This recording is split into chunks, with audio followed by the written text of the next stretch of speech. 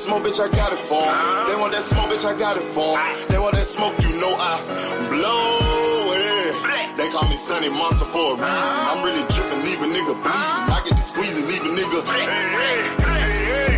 They want that smoke, bitch, I got it for 'em. They want that smoke, bitch, I got it for 'em. They want that smoke, you know I blow it. They call me Sunny Monster for a reason. I'm really dripping, leave a nigga bleeding. I get to squeeze and leave a nigga bleeding. Raw Molly got me all up in demon mode. Mouth moving like I done put clean in my nose. Tryna catch me up, I can leave with some hoes. He standing straight up, watch I make him lean with this pole. Would've thought he was closed, how that heat made him fold. Thought it was a game, he won't think no more. His brain's gone, nigga. It be exciting when I get to striking. Guns sound like thunder, hit you like lightning. Fight for your life, we don't do no fighting. We really hit it, nigga. We worse than savage, they calling us Vikings. Police be riding, we still be sliding. Told you we hitters, remember the time. They want that smoke, bitch, I got it for 'em. They want that smoke, bitch, I got it for 'em. They want that smoke, you know I blow it. They call me Sunny Monster for a reason. I'm really dripping, leave a nigga bleeding. I get to squeeze and leave a nigga bleeding. They want that smoke, bitch, I got it for 'em. They want that smoke, bitch, I got it for 'em. They want that smoke, you know I blow it. They call me Sunny Monster for a reason. I'm really dripping, leave a nigga bleeding. I get to squeeze and leave a nigga bleeding. How about I leave them holding like the Bible? AR-15, that's a high-power rifle. A in the army and assassinate rivals. Break that shit down, nigga. AK or anybody kill. Hop out, get the drilling and spilling. 7.62 gon' split 'em. FN, that's for any fuck nigga. You a plug, then I'm pulling up, nigga. You my lunch, eat these bullets for dinner. 5.0, eat 'em up, eat 'em up. SK, smoke killer for show. Drum rounds and cripple off Draco. I got 'em all, you don't want no. They want that smoke, bitch, I got it for 'em. They want that smoke, bitch, I got it for 'em. They want that smoke, you know I blow it. They call me Sunny Monster for a reason. I'm really dripping, leave a nigga bleeding. I get this pussy, leave a nigga bleeding. They want that smoke, bitch, I got it for 'em. They want that smoke, bitch, I got it for 'em. They want that smoke, you know I blow it. They call me Sunny Monster for a reason. I'm really dripping, leave a nigga bleeding. I get to squeeze and leave a nigga bleeding. Y'all know what the fuck. Yo, man. What the fuck is up with y'all, family? Big AMC FSG in the building today. Salute. Y'all know we got to come through here and kick that bullshit today. First things off, shout out to my guy, All Things, Big AMC FSG in the building. My nigga Terrell Davis, and I ain't talking about the running back for the Broncos. Shalom to my brother, Rod Walker, in the building. Peace and blessings to you, King. Shout out to the beautiful queen, Miss Barbara D, in the building. Salute, queen. Hope everything's well with you. Shout out to Lil Pup Chihuahua Willie in the building. Coming through. Shakur just got motherfucking hands of steel. I'm joking. Shout out to Joseph Bamir in the building. Salute. The motherfucking crab traveler. Creole is in the building. Salute, my guy. Peace and blessings to you. My nigga Kentrell LaGrew, what it do? In the view, coming through. Yeah. Then we got the king of the chat, Brian, the King Falcone, Big AMC, FSG in the building. We got the original OG, motherfucking Money Brown in the building. You know, one of Earl Spencer's true confidants. Shout out to Man Down, Money Brown in the building. Salute, King. Big AMC FSG Bank Hayes in the building. Salute. What it do? JTM, my guy. What's up? James Marshall. What it do? Emmanuel Carter. You know we going straight to the damn bank next year. Big Coats Nation in the building. Yeah, we in here. Big Coats Nation. Jado, what you know, my boy, in the building. Salute. The beautiful queen, Raina, is in the building. Salute, queen. Hope everything's well. And my guy, Akello Nello, in the building. What it do, homie? And if y'all not subscribed to Money Brown, make sure y'all subscribe to the OG Money Brown. He another one of the ones that ain't out here munching on grindage out here. You feel what I'm saying? He another one that ain't going for that bullshit out here, these narratives that's being placed on top of each other. You feel what I'm saying? Because I'm going to go ahead and say it like this. A lot of people think it's a whole bunch of people pushing these narratives when it's not. I sat back and did some research. It's only about less than 1,000 people, but since we all around in the same circle, it looks like it's a lot of people. And the numbers will tell you that it's not a lot of people, because if people got this much hype for the other side, why they not selling? Why they not selling out? How you got a card with supposed to be the best card in the world? You got Virgil Ortiz versus Madrimov. You got motherfucking Ihit Caballero, who I told y'all was getting the stoppage, versus Big Bang Sang. Then you got Shakur Stevenson, the best at 135. And they had to cut off 19,000 people from the roster. Do you know what it's like to take a venue for 25,000 and drop it down to 6,000? That means you had 19 unoccupied seats. Do you understand what that means? Name me a PBC card where they had to switch a venue because they had too many seats. And to be honest, they should have switched that venue to 2,500, because if you look, the whole back of the venue was wide open, bro. It looked like a dark ass cave. I bet if we could have stood behind the 6th row and be like, yo, you would have heard motherfuckers say, what's up, in the back. It was an echo in that room, bro. They was in a barn and it was an echo in that bad boy. Shout out to my guy, 9 ETH in the building. He say, how you gonna sell out but not sell out? Exactly. How you gonna sell out but not sell out? That's a hell of a motherfucking statement right there. And I'm about to explain that statement right there. That's a hell of a statement. You sell out the culture. You sell out your people. You sell out everything that you think is supposed to be right in there to go to a man that just gave you 2.5. Man gave you 2.5 million. So he definitely paying you your biggest paydays. I think you got more than that versus Valdez. Nigga, you fighting in the empty. Nigga, to be honest, I thought we was back in COVID restriction days when I seen that motherfucking damn venue. I say, what, niggas gotta keep 6 feet in the venue? That's how sparse it was in that crowd, bro. That's how sparse it was. Like, nigga, they had 6 feet before the COVID hit. And happy birthday to the beautiful queen, Raina. Birthday with Raina. Birthday with Raina. You know, my birthday tomorrow, Raina. You know, Pisces Nations, February 26th. You know it's my day tomorrow. My nigga, Big Marquee, Big AMC FSG in the building. Salute. And I got the link posted, because Dr. Key says she's not going to be on to a little bit later. So the link is posted. It's an open debate or open chat or open get whatever you got to get off your back until she get here. Y'all know how we do it. But, yeah. And shout out to my brother KO. He brought something to my attention that I was looking at, but shout out to Milan. What it do?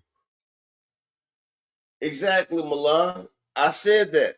That's what I just said a minute ago. I said that shit should have been dropped down to 2,500 because they ain't even sell out.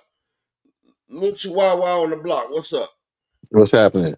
I just want to say happy birthday to Raina, the beautiful Raina. Happy birthday. That's all I got to say. Oh yeah. Okay. Oh yeah. Upper, you're a hater. I just want to say you're a hater. You hate on Shakur, and Tank is not that good. And he dug Loma, he dug Kevin Farmer, and he dug Devin Haney. Well, I'm glad you said and there's a reason there, and they said he might have ducked the rematch with Pitbull. I don't know about that. Big dog Will, I'm glad you came up here and said that. First off, salute to my nigga Supreme Cam, my nigga LaMarcus Robinson in the building. We got fresh bacon with the motherfucking pies on the rise. What it do? But Big Dog Willie. Everybody talk shit about Lamont Roach, but Shakur ducked Lamont Roach as well as Gary Russell. Oh no, Tank ducked Gary Russell. I let you go. I let you go, my brother. I let you go, my brother. Okay. And this is what's funny. Wally Moses even said that Shakur hands have been hurt for the last 6-7 fights, right? Shakur just said in another interview he don't want to get in the ring with Tank until his hands is okay. And remember, I showed you the video where Shakur sat there and said that, yeah, Tank and them reached out to us. And I showed you the video where Eddie Hearn said on the basis of signing with Shakur, it was on the basis that we was not to try to negotiate a Tank fight. Now, like I told you, Big Dog Willie, I'm not a Tank fan. I'm a fan of boxing. Everybody knows Spence was my guy. And before Spence, it was Roy motherfucking Jones. Shout out to A1 Hoops on dunking on shit in here. Just don't take his picks because them shits be ass. Nah, I'm just playing. Salute to A1. But this is what I'm saying, Big Dog Willie. Motherfuckers be like, they don't want to see Shakur versus Tank. I do. But, and a lot of people say, Upper, you was critical about Shakur's fight with Padley. And I have a right to be. And I'm going to explain why I have the right to be critical of his fight with Padley. Big Dog Willie, you remember when Shakur was sitting by the computer with his shirt off, right? And he was telling, I guess. You remember he was telling Tank, your beef ain't with Floyd, it's with me, right? Mm-hmm. You know, he wasn't in training camp now. You know, he was just sitting around chilling, right? I guess so, yeah. Do you think that Shakur Stevenson, if I told him in 3 days, you need to get in the ring and fight, let's just say George Kambosos, do you think that Shakur Stevenson could have came with a 3 days notice and beat up George Kambosos? 3 day notice that Shakur, yeah, beat up Cambosa, yeah. Cambosa's garbage. I beg to differ. I know. Like this. That Shakur had his titties was hanging, Big Dog. Yeah, and his titties hanging out. He still would beat Cambosa's ass too. No, he would have gassed out. He wouldn't have had no strength conditioning. No, hold on. So you trying to say Padley? Hold on, upper echelon. You trying to say Padley? You trying to say? Man, it'd be amazing if you let me finish. It would Here really we be go. amazing if you let me finish, my brother. But this is what I'm saying. Shakur coming in there with no kind of training camp, no road work, no pad work, no core work, no strength and conditioning, hopping in the ring and going against a person that just had a 9-week training camp where he was able to build his strength, his endurance, his core, his stamina, everything. So you ain't telling me that the fight would look completely different than Shakur getting a 9-week training camp and coming back and fighting the same George Kambosos? You don't think that'd be different? It'll be different, but Shakur still win. How do you know? Like, you know what's the most famous saying in boxing, and it's 100% true. It says fatigue makes cowards out of men, right? Shakur would have been fatigued by the 4th or 5th round. Millionaire podcast, salute King. He would have been motherfucking fatigued. He would have been fatigued. But this man Padley, he was on a rooftop on a Monday. He's in the ring on a Saturday. That man ain't getting no core work, no road work, no pad work, no spar work. This man went arguably 10 rounds with arguably one of the best boxers of the 135 division. This is what I'm saying. Like, I can't really give him kudos for that because anybody knows if a nigga coming off the street, body shot gonna get him up out of there for one. For two, the man was catching Shakur, and I be telling people Shakur defense ain't that great. He backs straight up. He doesn't get his head off the line. And that man was able to catch Shakur backing straight up with a hook. Yes, Shakur won. He was supposed to win. But it should have been a lot quicker and a lot simpler than what it was. You know that Shakur carried that man for about 3 or 4 rounds. And that was design. And Turkey, the Turkey's gonna have him fight. Turkey's gonna have Padley fight Schofield next. I guarantee you that. He carried that man. So now he carrying people. Yeah, he carried him. People say he was coming out to put belt the ass and getting the fights over with quick. That's what he said. So why would he carry somebody? He carried that man. He carried him. Let me say this, why big would he dog. do that? That's contradicting everything he said he was going to do, though, bro. Kevin House, salute. He still stopped him. You have to just nitpicking. I'm not nitpicking. I'm just keeping everything 50-50. I'm keeping it down the line. I'm telling you what I seen. I'm Well, telling you what I see. What's up, money? What you got there? what's going There, on? What's bro. going on? What's going on? How you feeling, bro? Happy early birthday as well, because I know I ain't gonna catch you tomorrow. Happy birthday to the beautiful Raina as Appreciate you, well. King. Big dog, what's going down? I'm gonna say this, bro. We gotta start giving Shakur more credit, bro. And I'll say that because it is, fam.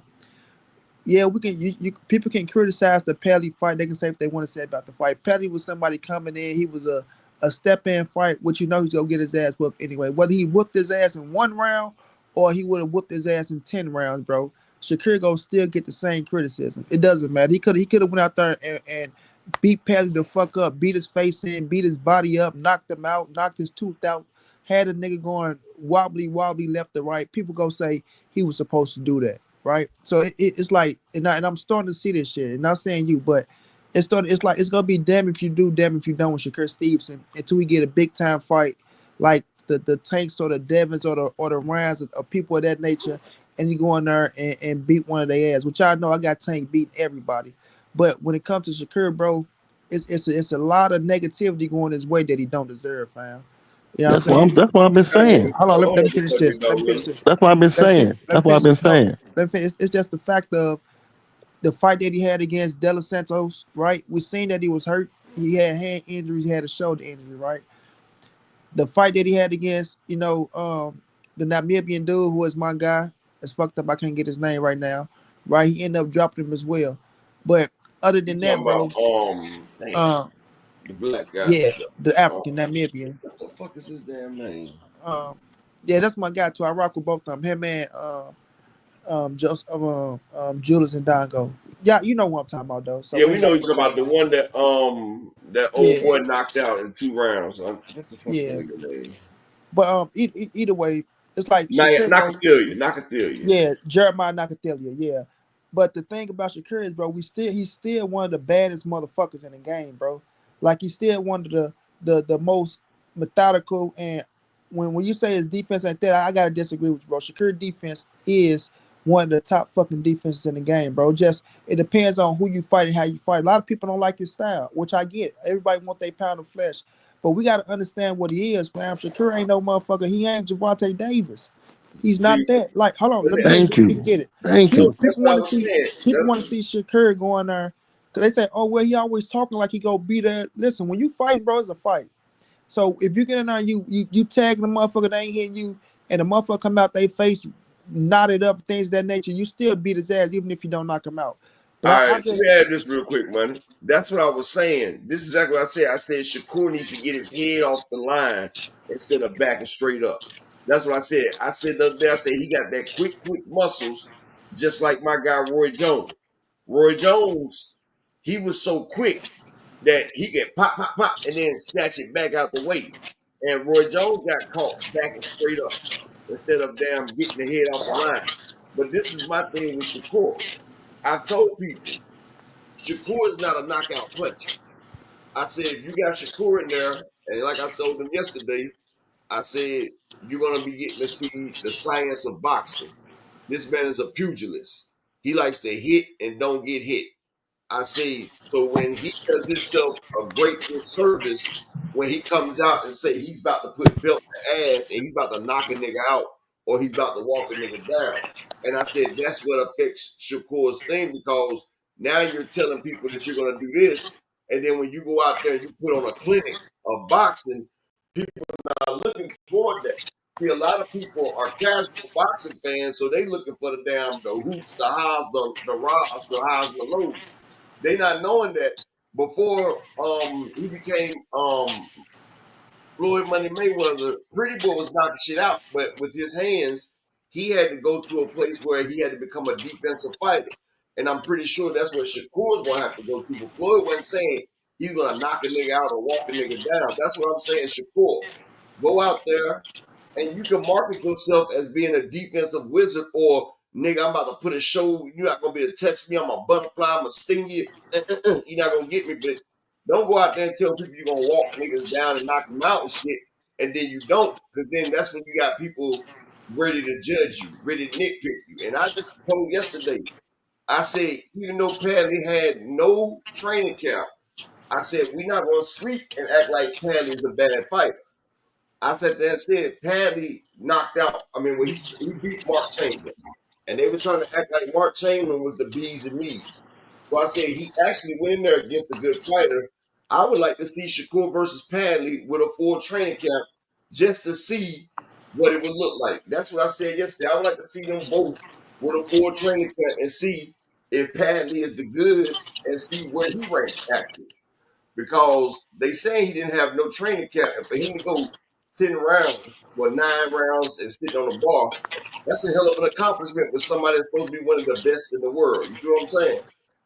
No doubt. But the fact of the matter though, like we know Shakur, like I say, he's not a knockout artist. Like I heard you say he got him out there early. I feel you on that part, but we know, and this is no excuse. Like I'm not making no excuses for him. His hands are brittle, right? His hands are brittle, but he is the type of fighter that's just go make you miss, beat your ass, make you pay. And certain fighters, it's gonna take him time to beat and stop anyway. He's not knocking motherfuckers out in no first 6 rounds like that. Like he's not Tank. Like when I say Tank, he don't have that type of power. I don't want to just say Tank. He's not a Ryan Garcia. He's not somebody that's gonna catch you in one shot and knock you the fuck out. That's not who he is, bro. He's methodical, and like the thing is, we know what he is. But when we look at press conferences, bro, we understand press conferences are builds up to the fight. And to his credit, even in his last fight, the guy that RTM. what's his name, bro? RTM Hartoon. Yeah, RTM, right? He walked towards Frank Martin. You feel me? He was walking towards Frank Martin. When Shakur said, "Get your running shoes," he actually walked his ass down. He was actually walking him down. The only thing was he wasn't letting his hands go enough, which Terrence Crawford was telling him, which I was critical about him as well. But for us going forward in that fight, he actually walked towards him and walked him down. But he didn't get no credit for that shit because he didn't get the knockout because everybody want to see knockouts. But it's like when it comes to this fight game, we know what fighters are. Like we know what to expect for certain fighters. Like we can't be naive to certain things just because the fighters say something, right? Devin says he's go retire motherfucking Ryan Garcia, get him up out of sport of boxing. We seen what happened with that. Fighters Yeah. gonna say a whole lot of shit to build up fights. That's the whole thing. That's the emotions of it. You going through training camp, you feeling yourself, you looking damn good in training camp. You know what I'm saying? You got on big gloves, you got on headgear. You really fight because at training camp you don't move like that. You fight in training camp. That goes for a lot of people. You fight in training camp, so you feeling yourself things of that nature. But once that fucking bell go, ding ding, smaller gloves and no headgear, and you getting punched. Because I don't give a fuck what people say. Getting punched in your face is getting punched in your face. What the people are, he don't hit Even that if it's a hard. jab, Yeah, even if it's a fucking jab, that shit no, still no, don't no, feel no. I'm good. saying in general, just getting a kid can punch you in the face. Up, you gonna say, "Hey man, who fucking I said kid is don't this?" feel. I said even if it's a light jab, it don't feel good. Nobody Right, wants right, to hit right, the right, goddamn face. right, right. You know what I mean? So it's like nobody want to just get punched in their fucking face, but it comes to the fact though, Upper, and I'm not saying you.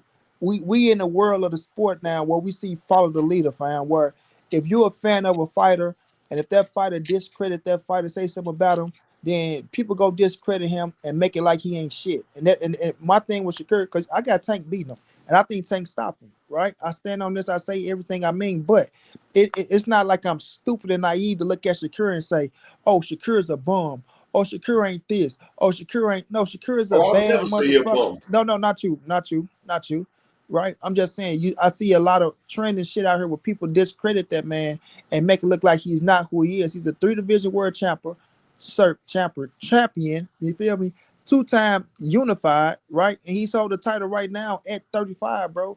And he can be unified at 35. So it's like we can't discredit a motherfucker that's putting in the work. Where the people want to say he's not, no, the dude put in the work and he's a silver medalist, bro. So it's like when we look at him and you have motherfucking Hall of Fame fighters who take advice and take his advice and go out there and use that shit inside the ring. So it's like we got to understand what we're looking at. And I tell people, if you go just be a fan of a fighter, you're gonna miss out on a whole lot of motherfucking history.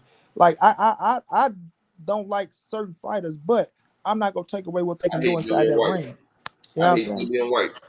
Everybody know that shit. I can't stand that motherfucker. Shout out to the beautiful queen Ashley Corner.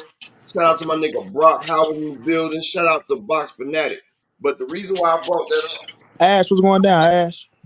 the reason why I brought that up about Shakur and Paddy making it 8, 9 rounds with him, right? This is the reason why I broke it up. I ain't get a chance to finish because Big Dog had cut me off. See, when you don't have no training camp, that body work gonna get you up out of the suit. Now we see what round Padley got out of there with Shakur. After that fight, J Boxer salute. They talking about Shakur hands is hurting again. Shakur's hands is hurting again.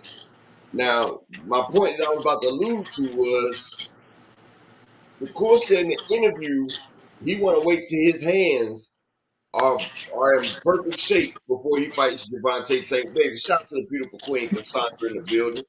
So if you waiting for your hands to be in perfect shape, and you said it just got messed up with the Padley fight again, how you calling for a July fight? That's what I'm trying to figure out. Like, how you calling for a July fight and you just messed your hands up again, and you want your hands to be in perfect shape for Javante? So if you going 10 rounds with Padley and your shit is hurting, imagine being there with Javante right now and your hands are not tip top. Your hands start hurting with Javante. He sees some shit like that. Then we're gonna miss out on a fight that we could have got that would have been better if you sat your ass down and let your shit heal. You understand what I'm saying? But the thing, which look, you said July, right? Maybe it Yeah, should be healed by July. We don't know the extent of it, bro. Like maybe he know, okay, by July my shit'll be all right, right? We don't know, fam. Like you got to take what he say with a grain of salt, but you got to take what he say and take it in heed as well. So if the man say want his hand, who want to go into a tank fight with fucked up hands? Be realistic, man. exactly. So Exactly. you're not gonna be no fool. Like I'm sorry, you don't want to go into a tank fight with no type of hiccups, no motherfucking swollen toe, no hurting elbow, no fucked up hands, no eye socket, no nothing, cause he's socking your ass out anyway. You feel me? Like I said, I got tanks stopping him anyway, regardless. So if you going out with a let's just say an excuse, right? I don't want no excuses. I don't. And see, that's what I was getting to, Let me say this. and Let me say that's this. exactly what I'm Let getting me to say this. right now. Which Go I don't ahead. give a fuck about the excuse because once if you sign a contract, you get your ass in the ring.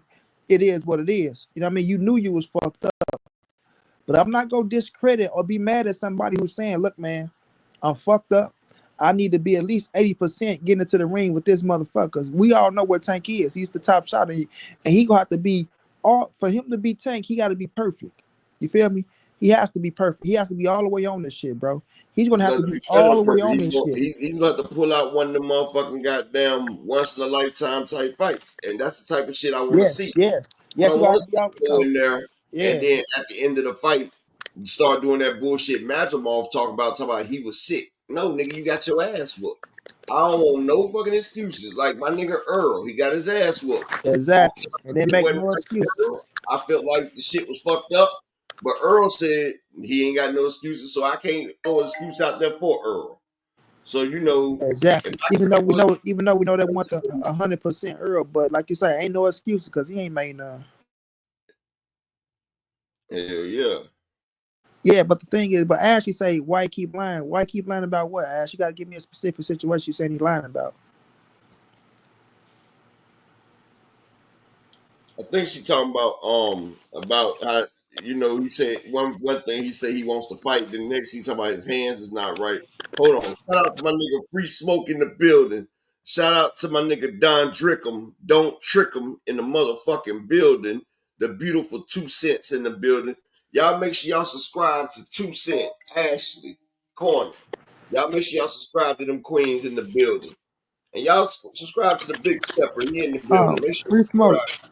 Do you understand what sparring is, bro? Do you understand when you sparring a motherfucker, you got big gloves on protecting your hands with headgear, bro? Oh, bro, I'm a former Golden Glove undefeated amateur. No, Yes, no, I not know you, exactly what not you're you, talking bro. They said why this nigga spar Floyd, Andre Ward, Crawford, and Keyshawn if his hands so ass, bro. We talking about about. Oh, as sparring. far We as you not got talking. them 16 ounce, you got 16-ounce pads, Yeah, y'all. man, you got big ass motherfucking water And balloons the on your gloves hand. ain't so tight. The Yeah, gloves ain't tight. See, them 8 and 10 ounce gloves are more tighter and they're more firm. Your sparring gloves has more cushion to protect your hands and to protect your opponents. And plus they're heavier. So you can spar all day. That's why I was telling y'all that motherfuckers that talk about did this and that to a motherfucking sparring, that shit don't regulate to a gym because in sparring, you really just gotta protect your body because you got headgear on. And that's why just because you beat a motherfucker in sparring don't mean you're gonna beat him in real life. Because now you gotta protect your head from an 8 ounce or a 10 ounce glove, not a 16 ounce pad. And while you're doing that, it leaves your body open. Big See, when fact. motherfuckers is born, it's like when you play that game body to body on the street when you just do body blows. Right. But now your whole body's open, so now you got to be more cerebral. Breaking them fools in half, salute. When you see this task, salute. Bro, he talking about Shakur can't grind no more Corona. He talking Shakur can't grind no Corona. What the fuck he say? Oh Nah, man. Shakur, they stepped there playing Shakur for real, honestly, when they was, and I was like, why would his team let him do that when they was doing the grip strength test? You know, his grip strength only was 33 kilograms, and Yeah, Eddie yeah, Hearn was 70 something. Like, yeah. I would have never put that shit out there. Like, his team letting them do dumb shit. That's basically like, I you're think not that I up think there I, doing shit like that. yeah, I think it was. I just think them showing that when he talk about his hands that they want to put out there, let him know what it is. I say about him. I already know Tank ain't the one holding up the fight. So when he say shit like that, I get on his ass too. That's why I say I'm not here to defend Shakur and some of the shit that come out of his mouth about Javante Tank Davis. That's not my thing. My thing is some of the hate that he get is not warranted. You know what I'm saying? Like people will talk shit about him, but when people get to calling him bums and talking about he don't deserve this and don't deserve that, that's when I got a problem with certain shit. Now the shit Oh, that he no. talking about, let me finish this up. The shit that he talking about with people saying um about Tank and holding up the fight and let's fight. Now I get on his ass about that too because we all know, like I know for a fact, Tank my dog. I'm riding with Tank over everybody all day, every day. But I'm not gonna be a delusional ass dude and just say any goddamn thing needed. Because a lot of these dudes just be saying any motherfucking thing, right?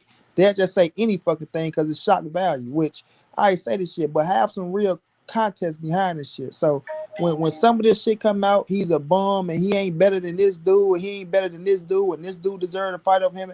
Like, stop that bullshit. Stop it. Because at the end of the day, like I say, he's still a 3 division world champion, former 2-time unified champion. He's holding the title right now. He's still one of the top motherfuckers in the game. He is a pound for pound fighter, and the motherfucker is making millions of dollars. You know what I mean? And some of these motherfuckers they trying to put over him ain't even touched 500,000 yet. You feel me? Yeah, So at the but end I'm of gonna the say day, this: you a got to lot of keep it shit, real, bro. they got people pissed off, and it kind of pissed me off too. And like Jay Prince did a little soundbite talking about like they'd be happy with motherfucking 6.5 up front and 35% of the back end. You feel what I'm saying? Guam, resident assassin, Guam Brisbane. But yeah, and I said like nigga, fuck why? Because I said to be honest, Shakur has Shakur's value has went down in the public eye a little bit. Like they had him fighting on Thursday. Now instead of being a headliner, they pushed him down to a co-main. And this is what I'm saying. If he got the same thing that and this is what I brought up. If he gets the same thing that Frank Martin got, which is 1.5 up front and 30% of the back end, that's a hell of a fucking deal. That's a hell of a fucking deal. And if he doesn't accept that, then Bro, nigga, that's shit crazy because he bro. think he's Go a ahead. bud My bad. guy. And Go ahead. Allen Tank ain't going for that shit. And like I explained to him, I said, Shakur versus Tank will probably be at least 500,000. You got something crinkling in the background, bro. That's my shit. Um, Tank versus Shakur would be at least 500,000 with at least a $15 million gate. And that right there, that's $55 million. And if he gets 30% of $55 million, that's motherfucking every bit of 17. Hold on, that's boom, boom, boom. Plus the 1.5, that's damn near $20 million for the fight. And if he's thinking about getting 35% and 6.5, see, they're not used to getting that lower guarantee and getting on the back end. And Eddie Hearns and them talking about, well, come on over here to Turkey. He got all the money for the fight. Tank doesn't have to go over there to Turkey. Tank gets his money on Al Heyman and Amazon. You keep trying to push your B-side status to A-side. Like Tank already said, he's not fighting over there. And see, people don't understand. Turkey has a hard on. He has an obsession with Tank and PBC fighters. He wants to motherfucking have them come over there and fight on his card, just like he has people taking pictures of him holding his left hand. And everybody know over there in them type of countries in that civilization, the left hand is a fucking disrespect. You don't shake niggas' left hands. You don't offer a left hand. That's the hand you wipe your ass with. And he got these niggas smiling and taking pictures holding his motherfucking left hand, which is crazy as fuck. But this is what I'm saying. Al Heyman and PBC, they have the facilities They have the network. They can put the fight on over there. Stop trying to put Turkey involved in it. They don't need Turkey in this. And that's the point right here. I see them setting up the play to try to say, well, if Tank ain't trying to come over here and fight on Turkey, who has all the money, then he's ducking, because they already say he's putting up resistance. He doesn't have to fight over there. And people keep saying Turkey giving everybody their biggest bag. Padley beat Chamberlain. He only got $30,000 for that fight. That man didn't get his biggest payday. Shakur just got 2.5 for that fight right there. That's not his biggest payday. You got both of the big babies. They coming over here committing felonies after they get paid. They don't realize it's taxes, then it's the currency exchange. Then, bro, like, Turkey's not giving out the biggest bags. He's giving people their biggest bags that don't deserve it, but PBC fighters don't need to go over there and fight over there, especially when they're on a successful platform and they're making a fucking killing. And see, David Benavidez, I said it before it happened. He sat there and said, I would love to have Benavidez come fight the winner of Beterbiev and Bivol. And when Benavidez was like, it's cool, but I'm make my money over here, I'm staying with Al Heyman. The next day, you go look it up.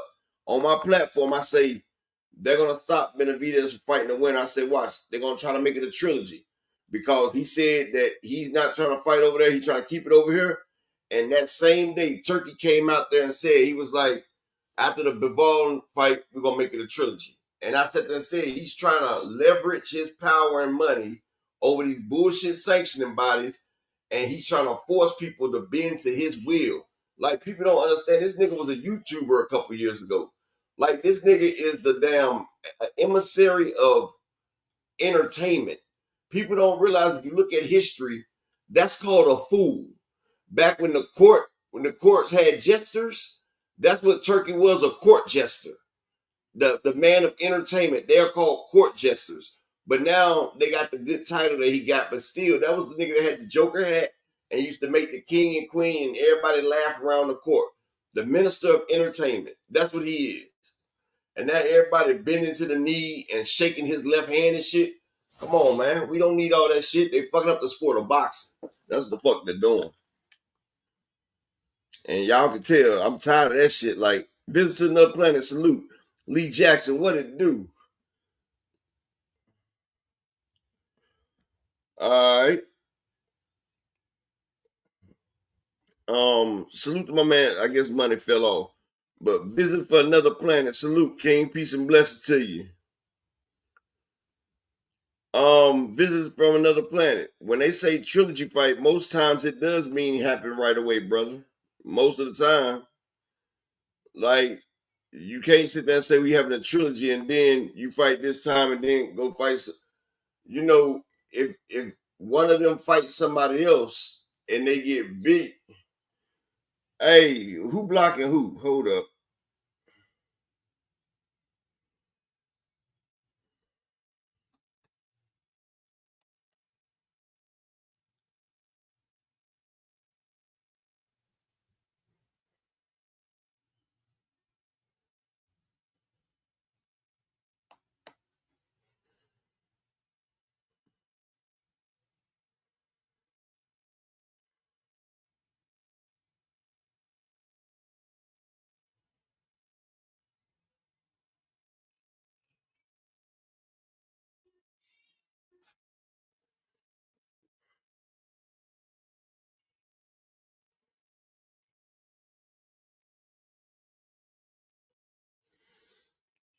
Hey, J Boxing, don't block nobody, bro.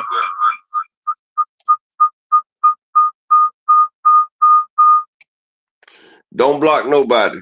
Shout out to Always Black on Black in the building. Salute, King.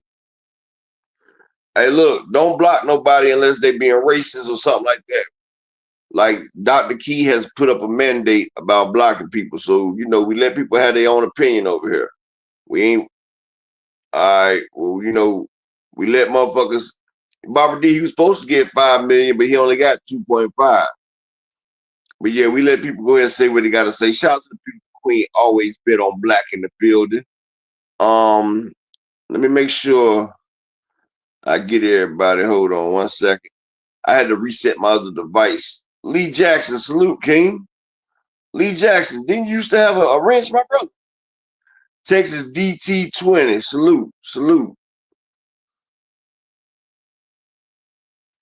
And Lobo Boxing, salute. Let me see what the hell. Like, I thought my nigga Lee Jackson had. Yeah, Lee Jackson used to have a wrench, unless that's a new one. Tommy Gunn, salute. Shout out, peace and blessings to the OG Cal Cooler in the building. My nigga Brock Howard, busy. Post game. Who the fuck took away post game's wrench? Salute post game. Hold on, man. Let me get my people right back in this thing. Y'all give me 1 second.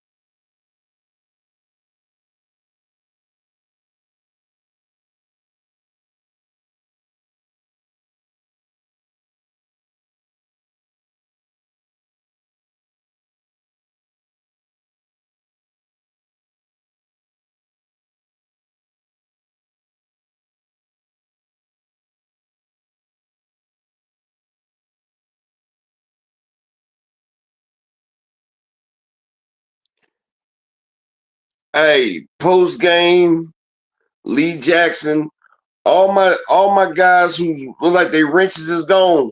Go ahead and make a comment real quick because I just noticed y'all wrenches was gone, bro.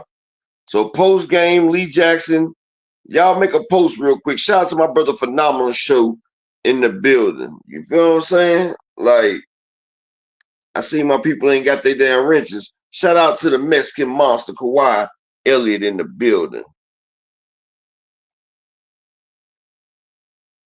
Yeah, like who the fuck taking away Richard? Oh, you know YouTube do that shit. Devin Sonia, salute, King. Y'all know YouTube be hating on my family and this bad boy.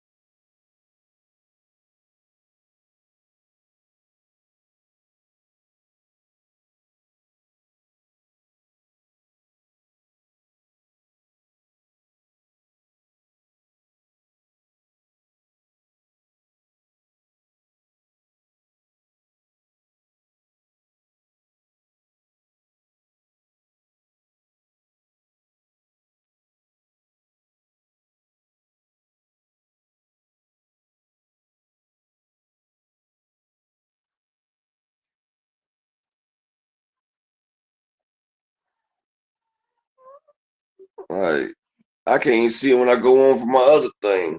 Hold on. I don't know how that shit crazy. Yeah, that shit crazy as hell, but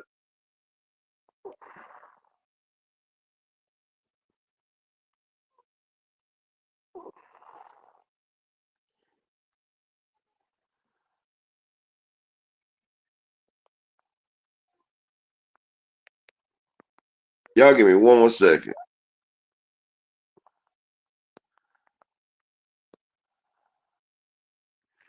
All right, I'm about to pull up for my PC Lee Jackson.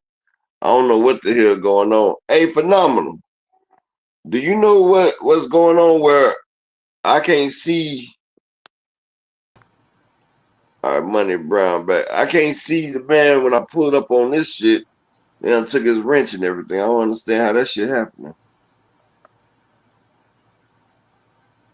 Oh, you back? All right, man. Now, my shit cool now. Now you said I was doing all that word shit. Yeah, your shit. Yeah, your shit popping now. Right, Go ahead. Give me 1 second. I'm trying to fix something with a couple of my people. I can't see them in the damn whatchamacallit. They done lost their wrenches and shit. I don't know what the hell going on. And then when I try to go light skin business salute. And then when I try to pull them up regularly, I can't see them. So I'm trying to see what the hell going on. But yeah, you can go ahead. It won't let you wrench them up. Now, like I got 2 devices, so I'm looking on them from YouTube. Like from the StreamYard, I can't wrench them up. Yeah, you won't be able to wrench them up the StreamYard. Yeah, so I'm trying to see. Hey, Lee Jackson, which page are you on, bro? Are you on the upper echelon chat? Matter of fact, post game. Now I remember. Post game and Lee Jackson, y'all on the other channel, bro. Come to upper echelon, bro. I'm not on My Life as a Movie. That's what it is. Okay, I'm sitting there trying to rake my goddamn brain, trying to see what the fuck going on. They on the other channel. Okay, cool. Hey, shout out to everybody in the chat too. Kawhi, Creole, what's going down? Yeah, so my thing was when you had touched on, you said he supposed to take what Frank Morton got, right? Now I said I don't know about no 6-point shit up front. You know what I'm saying? Like now they that's what Jay Prince had said in the little sound bite. He said they'd be happy with 6.5 and 35 on the back end. Yeah, Jay Prince can Jay Prince's ass on around the corner somewhere else. But my thing is this now with Frank Morton, right? If Shakur is a way better fighter than Frank Morton, right? If he got more accolades than Frank Morton and he getting paid more than Frank Morton, then he should be able to negotiate, more than what Frank Morton got. You understand what I'm saying? So in this position, I look at it as, and this one thing I learned too, Upper. You get what you negotiate for, right or wrong, right? It's not what you worth, is what you get. It's not what you worth, is what you can get. You can negotiate. Is what you negotiate. Yeah. So I think niggas say numbers like that to try to get it. Like they know damn well they ain't getting no 6-0 up front. You feel me? Like nigga, you stop it. But I feel like they throw those type of numbers out to sit at the table to try to generate more. You feel me? Okay, well this, you know how it go, bro. You got a car. You really want 500? Oh, yeah. Man, give me 1,000. Give me 1,000 for this motherfucker. You feel me? Motherfucker, man, I don't know about 1,000, but you really want 500. You feel me? So it's like you throw them numbers out there because we know the game, bro. They know the game. These businessmen, fam. You know what I'm saying? One thing they know about the sport is, like you said, they can do 500,000, right? Tank and Shakur. And I want people to done, because Tank is a bad motherfucker. We know what he brings to the table. We know what he already done. So don't get this Mr. Screwed to people out there. But when you add a name like Shakur Stevenson, we talking about pay-per-view. Even though motherfuckers talk that shit, oh man, he's this, he's a runner, he's that, da da da. If you put Shakur against even my little cousin, he get on Shakur ass. Man, he don't do this, man. But man, this. I want to see him fight Tank, man. Tank go knock him the fuck out. I said, okay, then. You see, you want to see him fight Tank, though, right? All right, then. But you still want to see that fight. I'm not using him as an excuse. Like, you know what I'm saying? You still want to see him fight Tank. I want to see him fight Tank. So it's like, when we look at him, if you still want to see him fight Tank, then don't call a man. If you call him a bum, but don't discredit his skill, because some people just say bum because they just be saying some shit. But when people say that shit like really try to discredit his skill set and say the man is a bum, and they don't know shit about boxing. Niggas can't even throw a punch. Nigga ain't even had a fight in his motherfucking life. Don't know what a jab from a straight is. You know what I'm saying? Don't know how to turn punches over. Don't know how to. They can't tell you shit. He's a bum. How's a bum? Because everybody else said so. You see what I'm saying? Like I don't like following the leader ass people, bro. A lot of people say a lot of shit just to follow the leader, bro. They call it sheep. As soon as one person get one narrative, everybody will sit there and run the same fucking narrative. And you know what I'm saying? Like everybody run the same narrative. I don't like that. Well, and what I'm saying though, Frank Martin, he was lit off of Earl. And he was lit because when he was put in the stage to do things, he handled his business. A lot of people was hype on that Rivera guy. Frank took him out because that was supposed to be Tank Mando. But Frank took him out. Frank did his thing. He beat Artyom, the same Artyom that Rivera.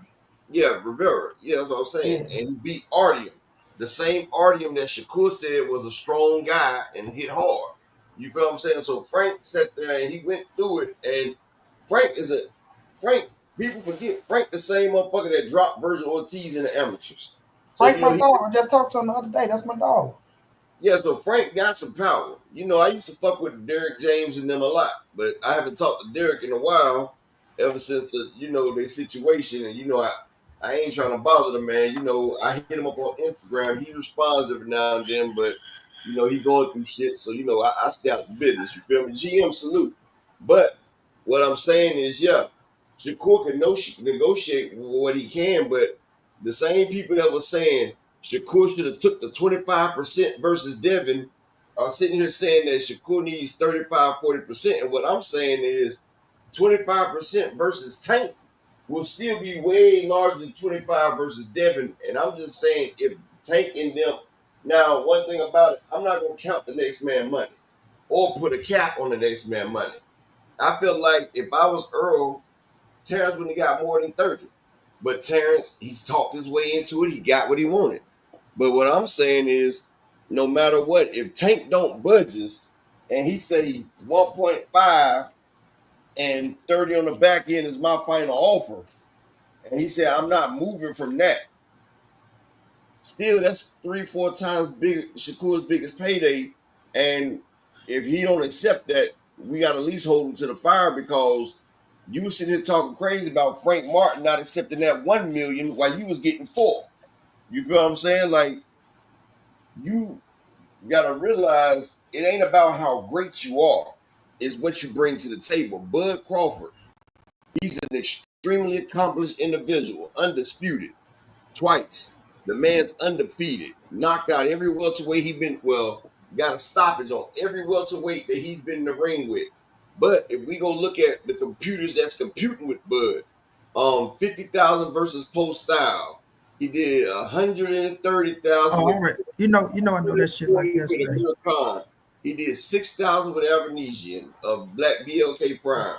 You know, all his pay-per-views except for the Earl Spence folded. They failed. They lost money. But if he gets in the ring, he still wants a certain amount of money just because you are a great fighter. If you can't put asses in a seat, then it ain't but so much you can negotiate for. And that's what I'm saying. Shakur is a good fighter. You know, he could be elite. I hate when people throw that word elite out there. It ain't nothing but like 3 or 4 elite fighters in a generation. There's good and great fighters, but elite is elite. And I feel like Shakur is on the trajectory of becoming elite if he keeps going the way he's going, and if you know, as he gets more mature. But what I'm saying is Shakur's last couple fights, it ain't been the bee's knees. I mean, people were leaving the things early. I mean, you know, they had him fighting on a Thursday.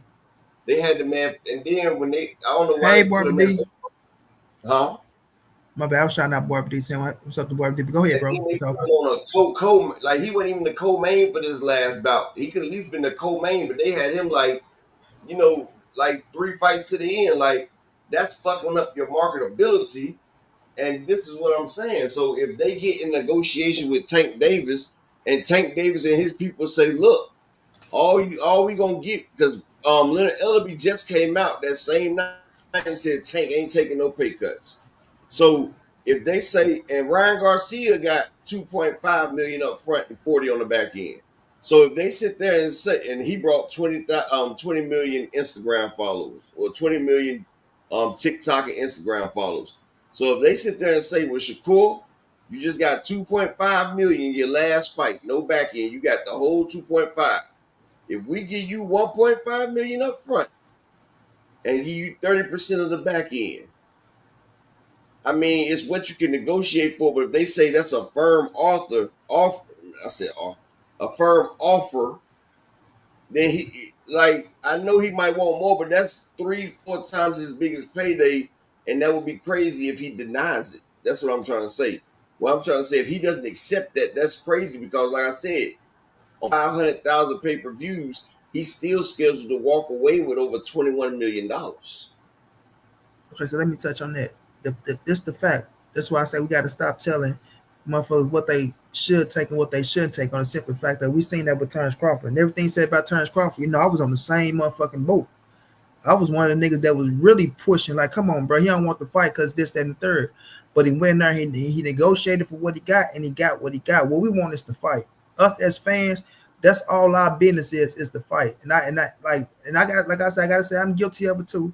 But you got to understand when they sitting at the table, it ain't Tank saying I'm not taking the pay cut, right? because Tank ain't sitting at the table negotiating. It's gonna be Al Heyman and it's gonna be whoever, like you say, maybe Jay Prince or whoever negotiating for Shakur Stevenson. You feel what I'm saying? So when it comes down to it, is what you can negotiate. That's all it's gonna be. That's what I just But said. That's why I said. hold That's on, why I said. no You ain't hear doubt, what I no said. doubt, Hold no on. Before you doubt, no finish, this doubt. is what I said. Hold on, Remember I but said, I no, just no, let no, you, listen, bro. money. I Remember I know said, I just what if let you they go. say?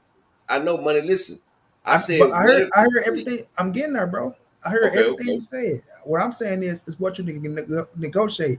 What you saying is if they come and say this is our final offer, take it or leave it. Right? This is what's on the table. Take it or leave it. If he don't take it, you saying he should be criticized. No, he shouldn't be criticized because that don't mean that the fight is done. We gotta see when they talking about making this fight happen and how far along it's gonna go. Right now, in our reality, just me being me, you being you, we understand Shakur fucking with this side, Tank fucking with this side. We know this fight ain't gonna be next, right? We know this fight ain't gonna be this, that, and third. But what people gotta understand now, whether you like it or whether you don't, Shakur has a bag behind him now. He has a motherfucker that has money now for us, which is turkey out the sheep. Whether people want to discredit him, say this, that, and all this shit about him all they want to. I don't get into all that shit, right? You know what I mean? I got on his ass when he came in trying to bully Tank and trying to bully Canelo, and he see that shit don't work. And it ain't gonna work. You understand what I'm saying? Because Tank is Tank and Canelo is Canelo. Those are the two top motherfuckers right now in the game that's pulling in Breggy, and they don't need nobody. They don't need nothing, right? Because they gonna do what they do regardless. But it's gonna come down to if someone's backing you and they putting the bag behind you, they become a promoter as well. Not a promoter, an investor. They can become an investor Well, as I well. mean, So hold on, let I me mean, finish, that's bro. what we different So because I feel hold like on, the hold B on, side. hold on, hold on, Go hold on. ahead, Let me bro. finish, bro. If we have Shakur Stevenson and he just you saw he just had talk with Eddie Hearn. So let's just say he signed with Eddie Hearn, right? If he's coming to the table and like you say, of course Tank the A side. That's a fact, right? I get where you're going. I understand. Tank gonna have the last say, right? But if you got a motherfucker coming, that's because it's gonna be all about what's on the table. How much No, money it's gonna be not on the what's on the table? table. See, that's the thing. A Yeah. lot of people are trying to make A side. No, Earl did that. A fighter not gonna have to. No, this No, is what I'm saying. People are trying to make it seem like a side fighter has to concede. And that's trash. Nobody give a fuck about Turkey out of sheep behind him. Tank built that bitch. bro, So I'm this what y'all saying, gotta bro, understand. It's bro, not check it out. about. It's not. No, see, this that's the mindset I'm talking about. You saying No, nobody this give a is fuck what I'm about saying. Turkey High Tank shit. is put. The No, this is the what I'm thing saying, is, bro. what's Bro, this is what coming I'm to saying. the We table, sitting here bro? allocating. No, this is what we doing. We allocating No, the bro. fact of this fool. No, bro. We allocating the fact of foolishness, bro. Back in the What's day, a foolishness, fight. bro? When we talking I'm about about real to tell you, money, bro. Hold on, I'm about to tell you. Back in the day, a fighter knew clearly, nigga, this is my fight. I'm doing this for you. Like I understand, you understand. People understood clearly what the A side was and what the B side is. I don't give a fuck if you got anybody backing you because I didn't ask for you to have somebody backing you. I'm the one putting asses in seats. I don't need you. He could fight KEYSHAWN Davis. He could fight any other motherfucker and still make the money. See, and that's the problem as fans. We've given B side fighters more motherfucking damn credit than no, supposed to no, be. no, no, no. Don't do that. Well, Because hold on. If a motherfucker as fight fans. Canelo, no, Wait a if a minute, wait a minute. motherfucker fight Canelo, Canelo's not doing all this shit. And we Listen, accept that. bro. Canelo, no, hold on, bro. Canelo's putting shit in seats. Canelo's putting ass in seats. And Canelo tell a motherfucker, you get 10 million straight, and that's the fucking it. And we don't say shit about that. We don't say shit about Canelo giving people flat fees. Because Bro, those Canelo is putting ass in seats. those two different type of negotiations, fam. No, This is why what is I'm it two telling different? you. Is it different? Because This listen Canelo's to me. Spanish? What's the No, difference? it's two different type of negotiations, fam. When we Well, talking why about is it two different? They both because A side. let me hear me out. What you doing is you trying to make it out to be. I'm saying that Shakur supposed to be the A side, and Shakur's supposed to get what Shakur saying he won't. I'm sitting up here telling you that 6 point shit is not rocking. You're not getting that no fucking where on no level. That's just negotiation tactics to get the number that you really want, right? What I'm telling you is when you got a bag coming behind you, right? And when we talking about bringing money to the table, bro, you can't say, oh, fuck Turkey out of Sheik and this, that, and the third, when this man can add an extra motherfucking 40 to 50 million dollars to the table. You got to understand when that money come at the table, bro, niggas want their percentage. So if Turkey Al Sheik coming, right, because it's all about investing. It's all Al Heyman, where you getting the money from? You go find the investors to put the money up, right? When you come to the table with what it's gonna be, motherfuckers put the money up for the investors and things of that nature. You know, they get they back in money from the pay-per-views and the numbers like that. But if you have another motherfucker like Turkey Al Sheik coming to the table saying, well, They don't need we them want at to the make table. it. Hold on, but you're not letting me See, finish, bro. You're not letting me finish, bro. all If right, you bro, have a go ahead. motherfucker like Turkey Al Sheik coming to the table saying, okay, we want to make this fight even more bigger, because Al Heyman is a businessman, bro. You know who taught Al Heyman, right? You know who put Al Heyman in the game? Al Heyman You been know who around put for years. I know. no who is his motherfucker that taught him the game? Who's the motherfucker that taught him the Al game? Heyman was back there fighting fucking with Quincy Jones and all them guys. No, ain't no fucking Quincy Jones, the I said he Black was fucking with. Godfather. I'm talking about I who said he. taught him the game. Who taught him the game, bro? Clarence Avant, the Black Godfather, right? Rest in peace. So when y'all do y'all homework on Clarence Avant, the Black Godfather, who brought Al Heyman into the game, right? Who tell you to sit down, you don't turn down no deals, you stop and you listen to everyone. Something that Al Heyman does. Al Heyman never said fuck Turkey Al Sheik, right? It's Judah wrong. Big Snoop King. Hold on, wait a minute. It's wrong that they cool, they on good terms. So what I'm telling you is business, bro. Now we don't know what's gonna happen, how this fight gonna get made, what's gonna translate to the fight. Of course, Javante Davis is going to come out on top regardless of what happened. He's going to come out on top. He's going to be the A side, my brother. This is not shit on Tank. This is not taking the A side away from Tank. The thing is, Tank is going to come out on top. But if you have a bag behind you, Shakur put it back, that means he just getting extra money himself, bro. Oh, It's going to be a big ass fight. So if you got okay, to bro. come to How's the Turkey table, gonna fam, make the fight? Turkey ain't I'm make not. this. Bro, this is what I'm Oh, saying, bro. listen. People You saying that Turkey can make putting shit words in my bigger, mouth bro. now. I He never hasn't said made none of Turkey, these. Bro, he hasn't bro. made none. Let me get in there. Let me get in there. Investors are investors, bro. You cannot Okay, turn but down an Turkey hasn't investor, my made boy. his fight bigger, bro. They don't. This is what I'm saying. This is stuff right here that's trying to allocate this shit. Turkey hasn't made none of his fights bigger, bro. And this is No, what I'm what I'm saying. hearing, Of what course, I'm hearing already is big with Amazon go and what ahead. they got going on, bro. This is another thing to try to make Tank go over there, bro, when they already got everything situated. But hold on a second. Go ahead, Don. What's up, bro? Yeah, I've been listening to y'all. Y'all been making some good points and stuff, but I think y'all everybody keeps saying it's Turkey this, Turkey that. Turkey can make a bag, but you're messing up. You telling Al to listen to every business, but he's in business with somebody already. He's in business with Exactly. Amazon. Amazon needs their return, and you think they're just gonna let their biggest star, when Canelo just left, go mess with Turkey, even though Turkey has money. If Turkey just want to give Shakur some money, he can give Shakur some money. Just go give it to him. But Riyadh season's not going to be on it. It's going to be PBC and Amazon. That's it. So Shakur he doesn't have to take, he doesn't have, maybe give him 2 mil. Okay, that's cool. Give him 35%. That's cool. But it does not have, Turkey doesn't have to be included in anything on Amazon and PBC side.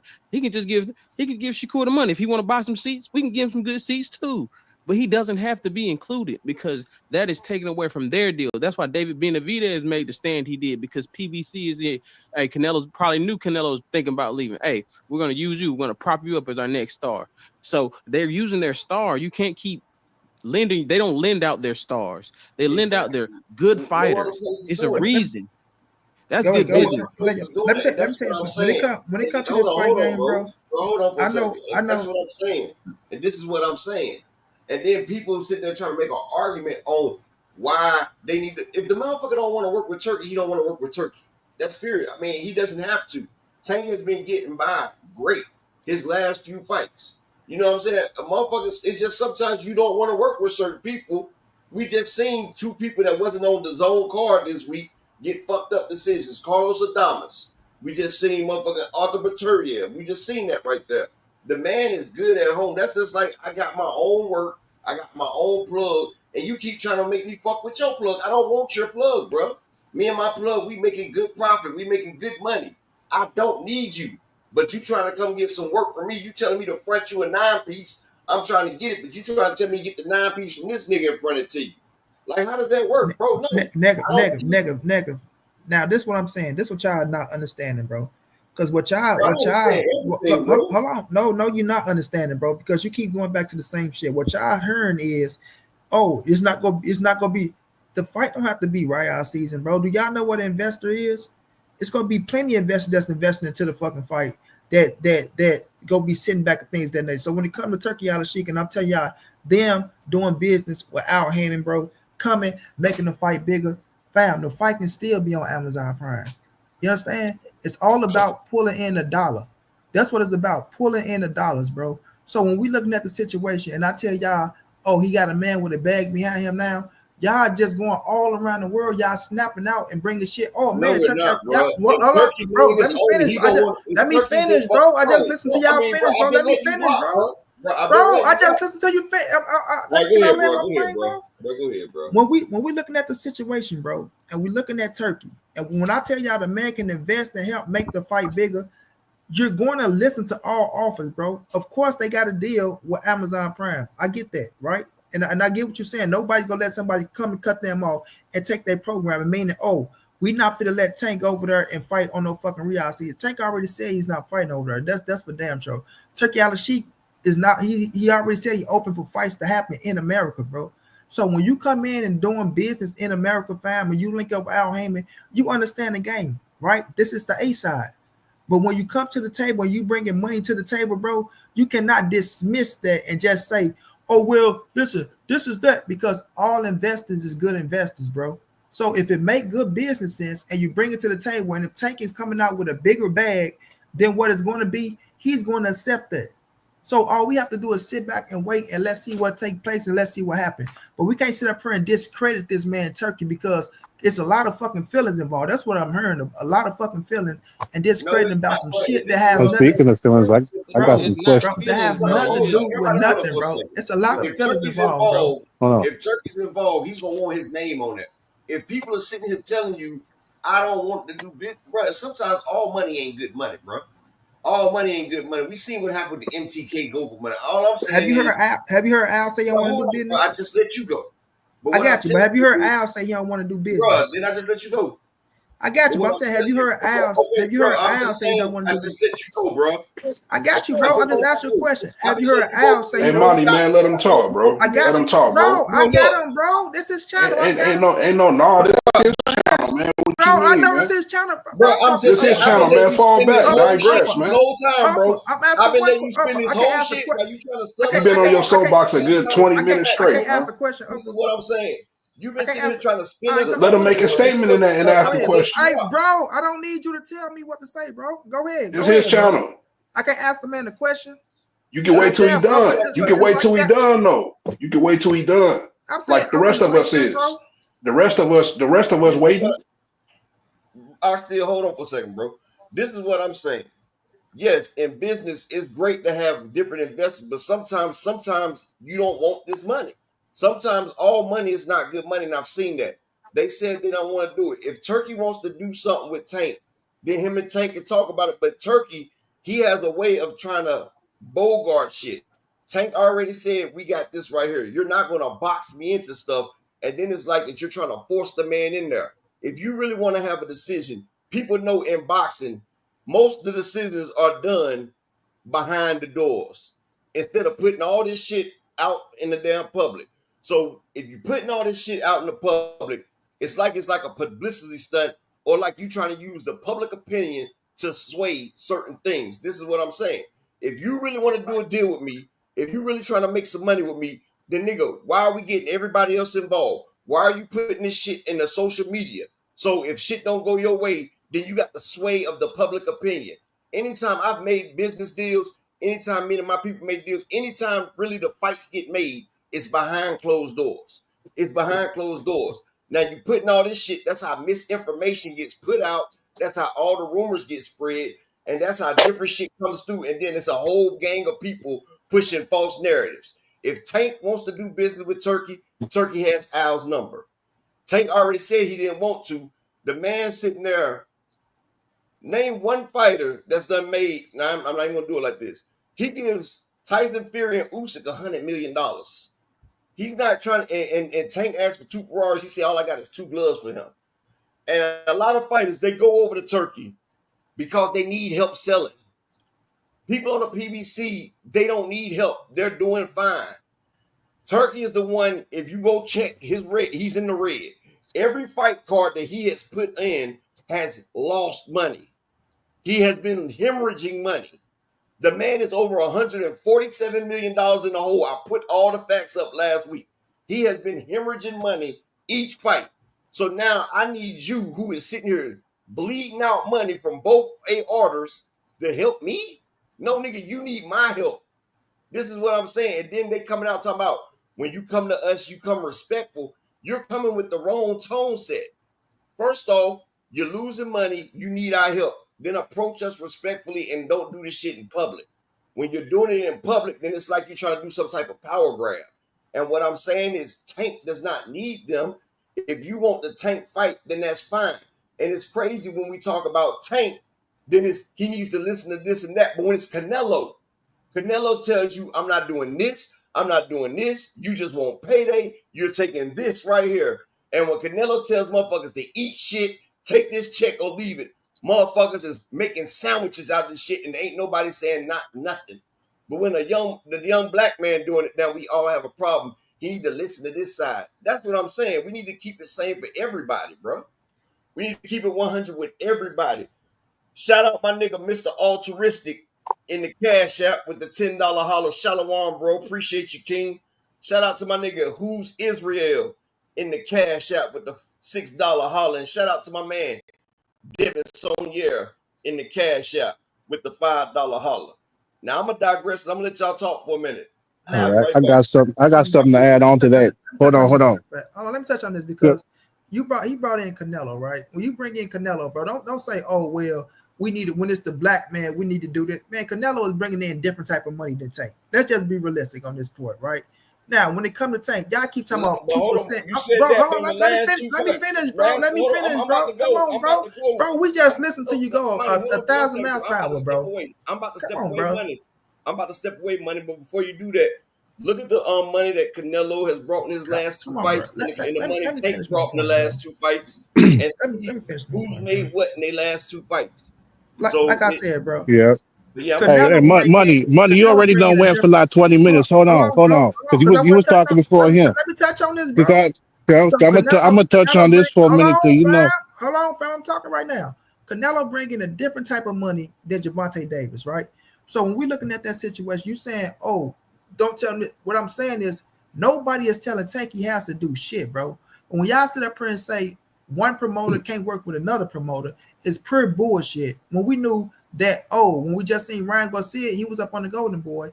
They just did business with Al Heyman. That's the two promoters working with each other. So Turkey Al Sheik is another promoter now. Hold on, Turkey Al Sheik is another promoter now, fam. Right? He's another entity in the game.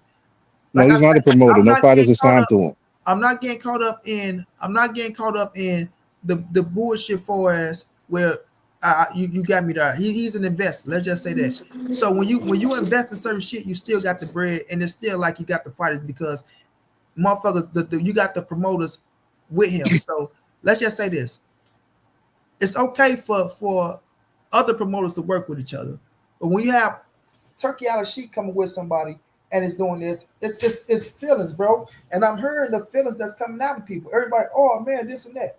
I got on Turkey Al Sheik ass when he first came into the game, trying to tell Tank and Canelo what to do. I just said this early on, fam. You know what I mean? I just said this. You can't come into the game trying to bogart shit because Tank and Canelo don't need nobody. They don't. They can sell out. They can do what they want to do. They can make it happen, fam. They can do that shit, right? But when it's a fight that we say we want to see in Shakur Stevenson and Gervonta Tank Davis, a lot of people say they want to see the fight. And if Shakur is coming, right, with people that's behind him, we can't be pissed off at that. It's the statement that I'm making, bro. Now, when they sit down at the table, we don't know what they're going to accept, what's going to happen. We saying, oh, well, he don't need to do this and he don't need to do that. He don't have to do shit but stay black and die. He can fight Lamont Roach and retire if he want to. He'll be straight. That's okay. But if you sitting at the table and you negotiate and it's a big, nobody's going to turn down more money, bro. Nobody. You feel me? But if they come to the situation, when they come to the situation and he's sitting down with Tank, and if he got Turkey behind him saying we're going to invest this and put this on the table, right, to make the fight bigger, You understand what I'm saying? Because it's all about investing at the end of the day. It's a lot And how of much people money. up here. Everybody trying Okay, to let me touch on this. Hold on, Can I bro. finish Just my hold on point? for a second. I'm about to let you finish, brother. Just hold God on for a damn, second. I got you, bro. What I'm saying is, No. it's a lot of people up I here. got you, bro. All right, let me lay my Bro, plane, hold bro. on. Let me finish what I got to say, bro. Bro, let me lay my plane. They can have it, bro. No, what I'm about to say is, everybody keep y'all comments to around 5 minutes. I'm about to step away. Is what I'm about to say if you let me finish. But everybody keep it to around 5 minutes as they go back and forth. I'm about to step away for a second. All right, so if you got more investors coming to the table, bro, when there's more money at the table, it makes that better for the two main event fighters, and it definitely make it better for the undercard fighters because now they get a little extra couple dollars in their pocket, bro. Nobody's gonna turn down extra money at the table. The fight don't have to be at no fucking Riyadh season, bro. The fight can be right on whatever PBC is holding, and I'm a motherfucking Al Heyman supporter to the max. Talk to Sam Watson, I support them, but business is good business, bro. Business is business at the end of the day. Motherfuckers not gonna turn down good business. When I'm telling y'all, if it's a good business deal on the table with Al Heyman and Turkey Al Sheik, Big Al ain't turning that down, bro. The Godfathers go make what happened what's best for the fight. Go always do what's best for the fighters. So if it's more money on the table for Tank to get in this fight, and if Shakur get an extra few dollars as well with this shit, they gonna make that shit happen. So we can't say what it can be or what it ain't gonna be. Of course, the shit started off shaky and rocky with Turkey Al Sheik, but you're seeing shit calming down now. You see, even Canelo went over there fucking with him. You feel me? So somewhere down the line, all right, let me land my plane, bro. Somewhere down the line, hey, bro, y'all finna get it, bro. And I'm done, bro. Y'all finna get it, and I'm done, bro. Y'all finna get it, and I'm done, bro. Okay, you starting to repeat yourself, man. So I'm done, bro. I'm done. When it comes to the situation then be done. with Al Heyman, bro, let me finish the shit. When it comes to Al Heyman and Tank sitting up here talking to them, bro, if it's more money on the table, Tank not turning down more money at the end of the day, regardless of how people feel about the shit. And y'all can have this shit, man. So let me touch on that. Here's the thing: you talk about Turkey over here, like you say all business is good business. It's not the case, man. Business might be business, but not all of it is good. I'm talking about more money on the table.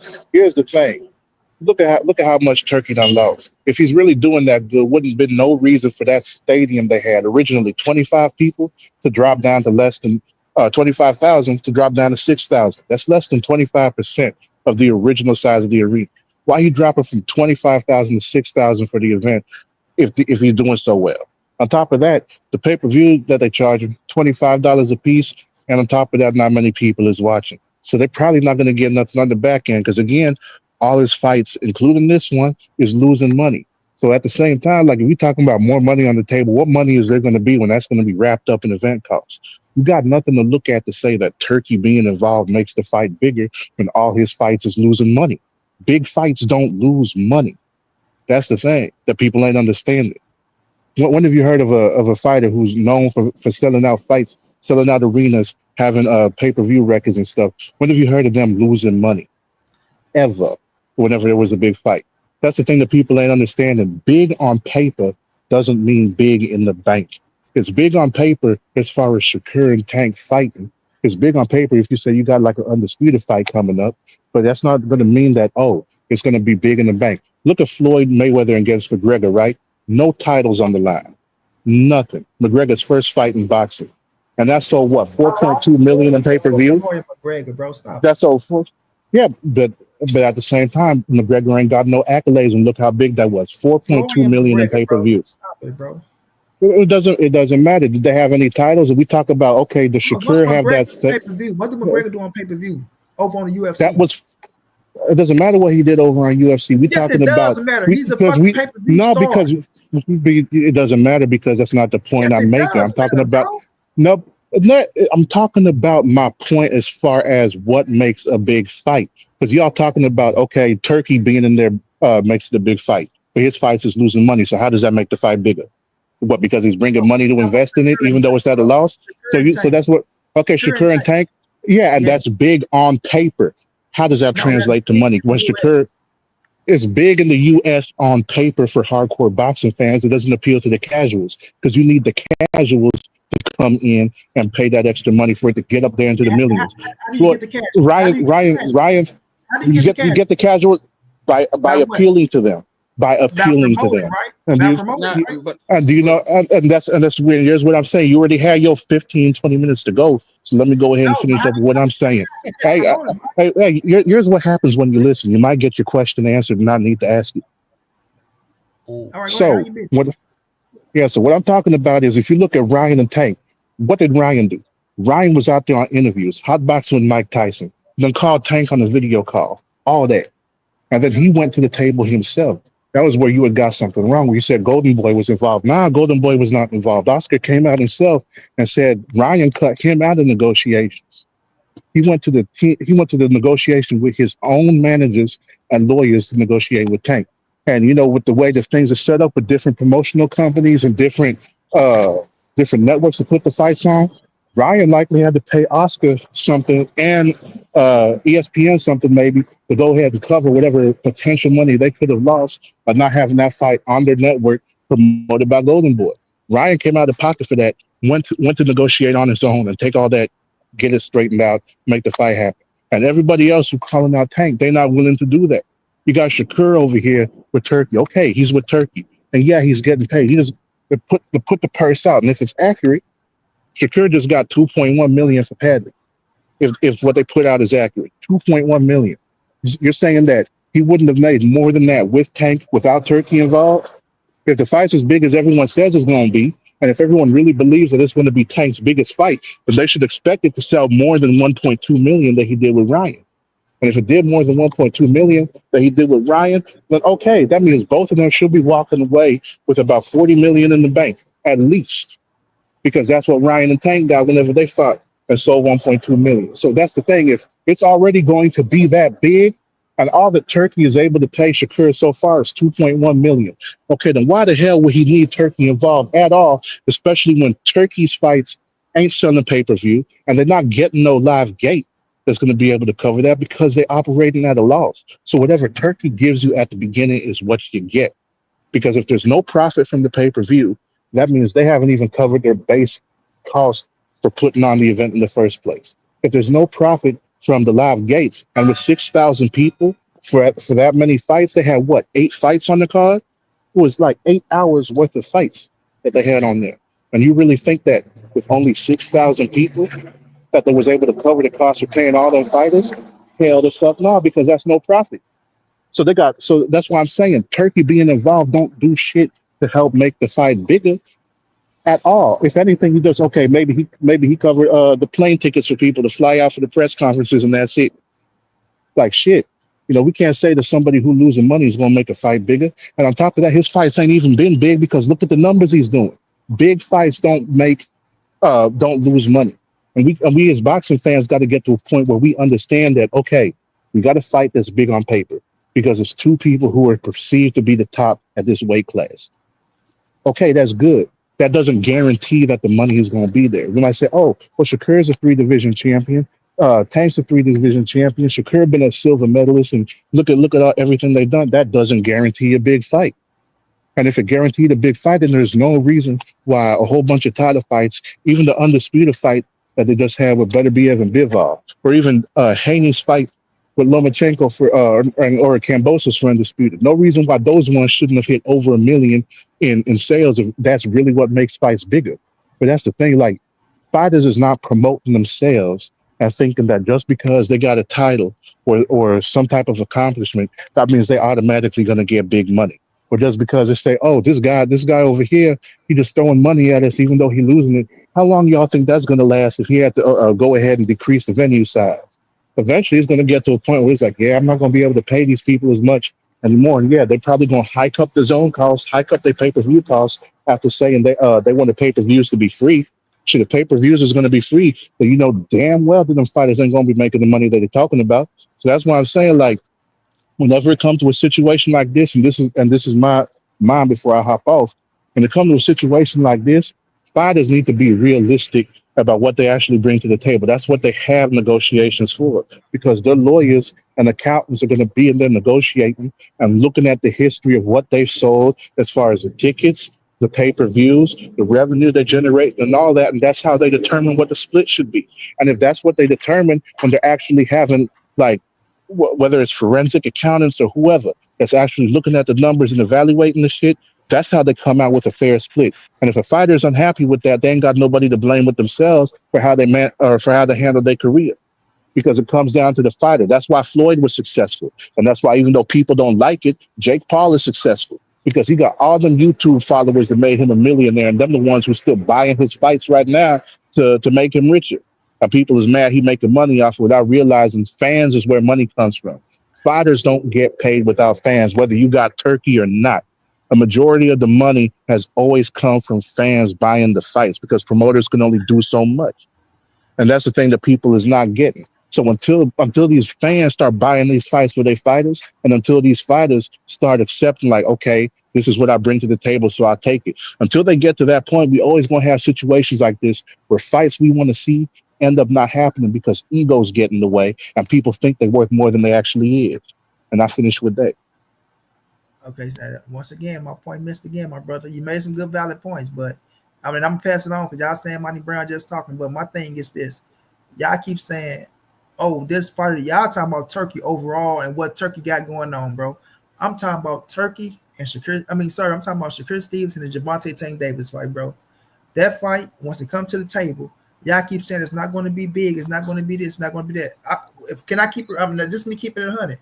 I don't know if it do more than bigger than Tank and Ryan, because like you say, it comes to the casuals, right? Ryan got a lot of casual fans. Ryan is big on social media all over the world, and I told people that Tank and Ryan was going to outdo motherfucking Earl and Bud. But what I'm talking about with Shakur and Tank is you can't overlook extra investing going into the fight, bro.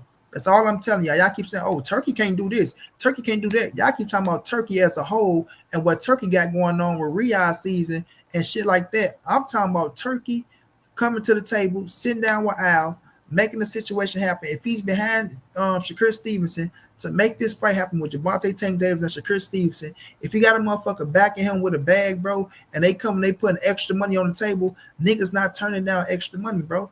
And in order to make a fight bigger, you need more investing to promote the fight, to enable to go send them her to promote, send them another to promote, to have it on this, to have it on this channel, to have it on this channel, to have it playing her, have it playing her. If you get extra motherfuckers to invest and you get extra people to promote the fight, it's only going to make the fight that much more bigger. But somebody else can go, bro, because I don't want to hold the time. I'm gonna be quick because I gotta go. I understand exactly what you're saying, Monty, but I don't think only kickback is to that. If Turkey wants to invest in Shakur and make the fight, he can do that. Just do it behind the scenes. He don't have to say nothing. He don't have to do anything. He doesn't have to do anything but put his money there. If Shakur wants a bigger back end, he's like, hey, Turkey gonna give me this money to make the fight. Okay. I'm pretty sure PBC be like, oh, you gonna cover his side, half of the purse? We'll take it. Go ahead and do that. If you want, hey, if you're not gonna be, your name not gonna be on it, and you're gonna just take care and help us financially, they'll take that. But the problem is we don't know if that's what he's really gonna do. It's always, oh, Turkey's an investor. Sometimes you don't need investors because guess what? Amazon is a publicly traded company. Their investors are the people. The people are already invested in them. So they don't need any more investors because they have a budget. A budget is what they're going to spend. They do that. If Turkey wants to do some more because Shakur signed with him as an ambassador now, guess what? He can do that. That's what he should do and put it on his fighter. That way, Amazon can take all the proceeds from the pay-per-view and everything else, and they can keep it, and Shakur can still get his money. That would be cool. That's straight. But if you believe that's going to happen, cool. But a lot of us don't believe that. So that's what I think the disconnect is. But hey, if Turkey wants to give up some money, give Shakur all the money he wants. Give him 20 mil. Throw 20 mil for no reason, because if he's not going to use Riyadh and all that stuff and not going to be on there, guess what? Okay, you gave 20 mil. Hey, charity work, and get all his money. He could take the whole pay-per-view. That's cool, and they split like that. No, it don't become charity work because every investor get their shit put on a ring buckle. When you invest in it, you get money back out of it, bro. To make a fight bigger mean you invest in your money, so you're expecting a get back. So that's where it comes down to. Exactly. Bro, I didn't let y'all talk, bro. Look, I'm about to come through and just say this. Look, check this out, right? Every investor expects for a get back. Exactly. I'm glad you said that. So that means you're putting in to take back out. So that means there's another plate eating at the table. I'm glad you said that. I was gonna get to that, but you brought it out, and I'm glad you did it. So you investing. You're not investing for free. You're not investing for free. So you're putting in yours, trying to get you a percentage back out of this right here. So like I said, that's another pot that's another hand in the pot. With a pot that doesn't need nobody else in it.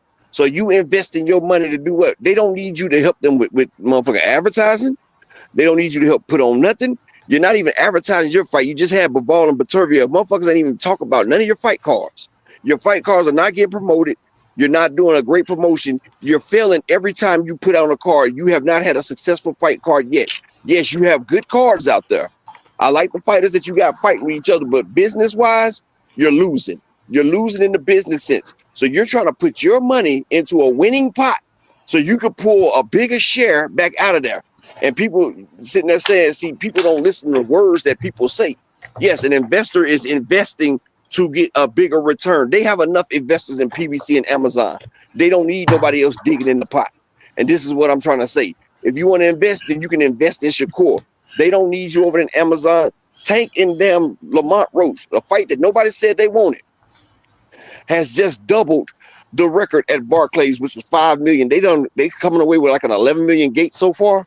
So they already are doing numbers. They don't need nobody else taking away from that pot. They just doubled the record at Barclays for a fight that nobody wanted. So they're already making money. So what it would be sensible to add somebody else adding in money that you don't need? Like you only need PBC. Hold up, bro. Hold on. PBC has a formula. They make a certain amount of money. They put a certain amount in, and that's why they've been so successful. That's why they've been in the green for so many years. They're not putting on concerts with Eminem to try to sell a show. They're not putting on venues at the Spear charging $20,000 for a seat and then having to cut it down to $6,000. No, they're very frugal, but they're very precise with it. They're real good with money management. That's what Al Heyman is. He's an investor. Al Heyman is a money guru. And yes, if you add more money, you get more money back, but they have the formula. They have just the right amount. Bro, let me finish. It'd be amazing if I could finish. It would be amazing if I could finish it. Now, just like you got that whip recipe where you sit there and you drop that motherfucking thing back to the oil and you put just the right amount of baking soda in that motherfucker where everybody know that's your shit. Everybody make sure they know that's your shit. That's your recipe. That's what you're bringing back your money. Why change up what's working for you? It's not working for him. That's why he's coming to you. He's trying to get a bailout. That's what I'm saying. People trying to go ahead, bro. Bro, go ahead, bro. Go ahead. Hey, look, let me no, jump my bad. in, Go man. ahead. Go ahead. My bad, bro. I'm just saying. Go ahead, bro. My bad. Let me jump in, man. First of all, Shakur, I don't see how anybody can put their money behind a motherfucker who never had chicken pox. That's why he's so motherfucking soft. That's why his hands keep breaking. Motherfucker never faced no adversity. You never even had chicken pox, bro. That's a little joke that might went over some of y'all head because y'all being real soft over the boy. The PBC formula works, and y'all want to try that. Man, mute your mic, bro. If you got a problem. I don't gotta mute shit, nigga. Go ahead. Yeah, mute your shit, better. Nigga, don't talk over me, yo. But what I'm saying is this. What I'm saying is this. The PBC. Hey man, stand up when you talk to me. Stand up when you talk to me. You know what I'm saying? But check this out. Get the fuck out of here somewhere. Check this out though. The PBC formula works. You understand what I'm saying? And trying to pump more money into the promotion that's needed. There's a such thing called return on investment. And that's what the formula is. It's no secret recipe. It's called return on investment. So PBC invests what they need so they ensure that they have a return on the investment. Shakur has not outsold Tank last 10 opponents. Shakur has never had a marquee event. He's never headlined an event that actually did well. Between him and Bud and some of the other characters on Top Rank, that's why Top Rank, got kicked off by ESPN. They weren't turning a profit. Not Al Heyman, but Bob Abrams said himself he could build a mansion in Beverly Hills with all the money he just lost on Bud. And Shakur lost money, T.O. lost money, Loma lost money. Shakur never outsold Loma. Shakur never outsold T.O. or Bud. So why would somebody with logical sense put more money behind Shakur? For what? For what? And it's like this. If you really is the best fighter in the world, why don't you just step up to the table and prove it? Tank had to work his way up from the bottom. He wasn't getting crazy money in the beginning, but he worked his way up on undercards. He worked his way up being co-main events until he got big enough to do his own event, and then he performed well. What Shakur should have done is he should have stopped his last several opponents. He stopped his last guy, but an electrician with less than a week notice, that's not giving you much bargaining power. I really would, and I'm not a Shakur hater. I talk my shit or whatever the case is, but I'm all for any African American, making their money. My thing is this: why would you deviate from a program here in America where your fan base is to go overseas to a format that don't make sense? Just because he's saying he could give you more money, you got to understand something. You got to generate the live gate to justify that money. You got to generate the pay-per-views to justify that type of money. There's no data on Shakur as to why they should get this man over 10 million, or really even over 4 million, 5 million. I don't even really think he over 4 or 5 million, to be honest with you. He hasn't done anything in America that's worth 4 or 5 million. He hasn't even had a $10 million gate in America. Again, he hasn't headlined any shows, so it's a very silly investment. And anytime boxers, whether they're my favorite boxer or not, anytime boxers start dealing with these other people, and like I said, I don't want to make this about race. I think about Sonny Liston. He was tied into people who were, in organized crime. And you see what ended up happening to Sonny Liston. When you go playing with these people and they start showering you with all this money and you don't return on their investment, you're going to get the 2-3 fight deal that he trying to ask for. They're going to force you to fight people that you don't want to fight until they get their money back, if you ever make their money back. It's really actually a dangerous position for him to be fooling with Eddie Hearn and Turkey Al-Sheikh. If you really a Shakur fan, you would want what's best for him, and that's here in America under the guidance of Al Heyman. That's not running off to Turkey, being baited with gifts and money. That's a finesse move right there. And all Upper is trying to do is kind of equate it to the street. If anybody is acquainted with the street, it make perfect sense. Like, it's just trying to break it down in layman's terms, man. You can't take all this outside money and not be able to return on it, because when he lose, how you gonna pay somebody 20 million and they gonna lose the fight anyway? You fighting against somebody with a 93% knockout rate, and your hands don't even really work like that, and you are not Floyd, bro. Shakur is not Floyd. I don't know why people, just because you take a picture with Floyd and you wear the same cologne as Floyd, don't make you Floyd, bro. That don't make you Floyd. Shakur is not Floyd. Y'all want somebody else to step into the shadow of Floyd so bad, except for the guy that Floyd actually brought up from the bottom. First off, I got Tank. The argument is silly. But I didn't ask for your interjection. There's other people on the panel. First of all, I got Tank knocking Shakur the fuck out, right? Second of all, cute. When we looking at the situation, when we talking about the streets, don't tell me shit about the streets, brother. So when it comes to the situation with this is real big business we talking about. These motherfuckers got real big $1 million on the table. You don't know nothing about business if you think he should go over to Turkey Al-Sheikh. Man, how the fuck you don't know? You don't know nothing about. I got a business degree and I'm from the streets. First of all, Shakur can do what he want to do as a man. And I'm a retired Navy veteran. Second of all, I got all three. The man can do what he want to do as a man. So you can talk about what you got all you want to. You ain't no motherfucking professional fighter getting paid millions of dollars. So at the end of the day, the man can do what he wants to do. The man can do what he want to do. He ain't so you know what's best for Shakur. Wait a minute, bro. I don't know what's best for you, motherfucker. Shakur knows what's best for Shakur, and Shakur is doing what's best for Shakur. So it ain't up to you to say more black people have made more money with Al Heyman than they have Turkey Al-Sheikh. That's what I'm saying. That man can go do what he wants. More people of color have generated wealth with Al Heyman than any other promoter. You just said, I don't want to make this about race. That's business. Now you're making this shit about race. The nigga can do what he want to do, whether you like it or not. So now that he's over there getting his money, don't knock it, because I don't really care. Nigga, he gonna lose anyway. Nigga was just shitting on the man. So now if you sitting up here and you feel like that's what's best for you, you're gonna do what's best for you and your family, regardless of what any motherfucker fan talk. Hey man, Shakur, that ain't the right. That man not listening to what the fuck you niggas talking about. He doing what's best for him, which he should do.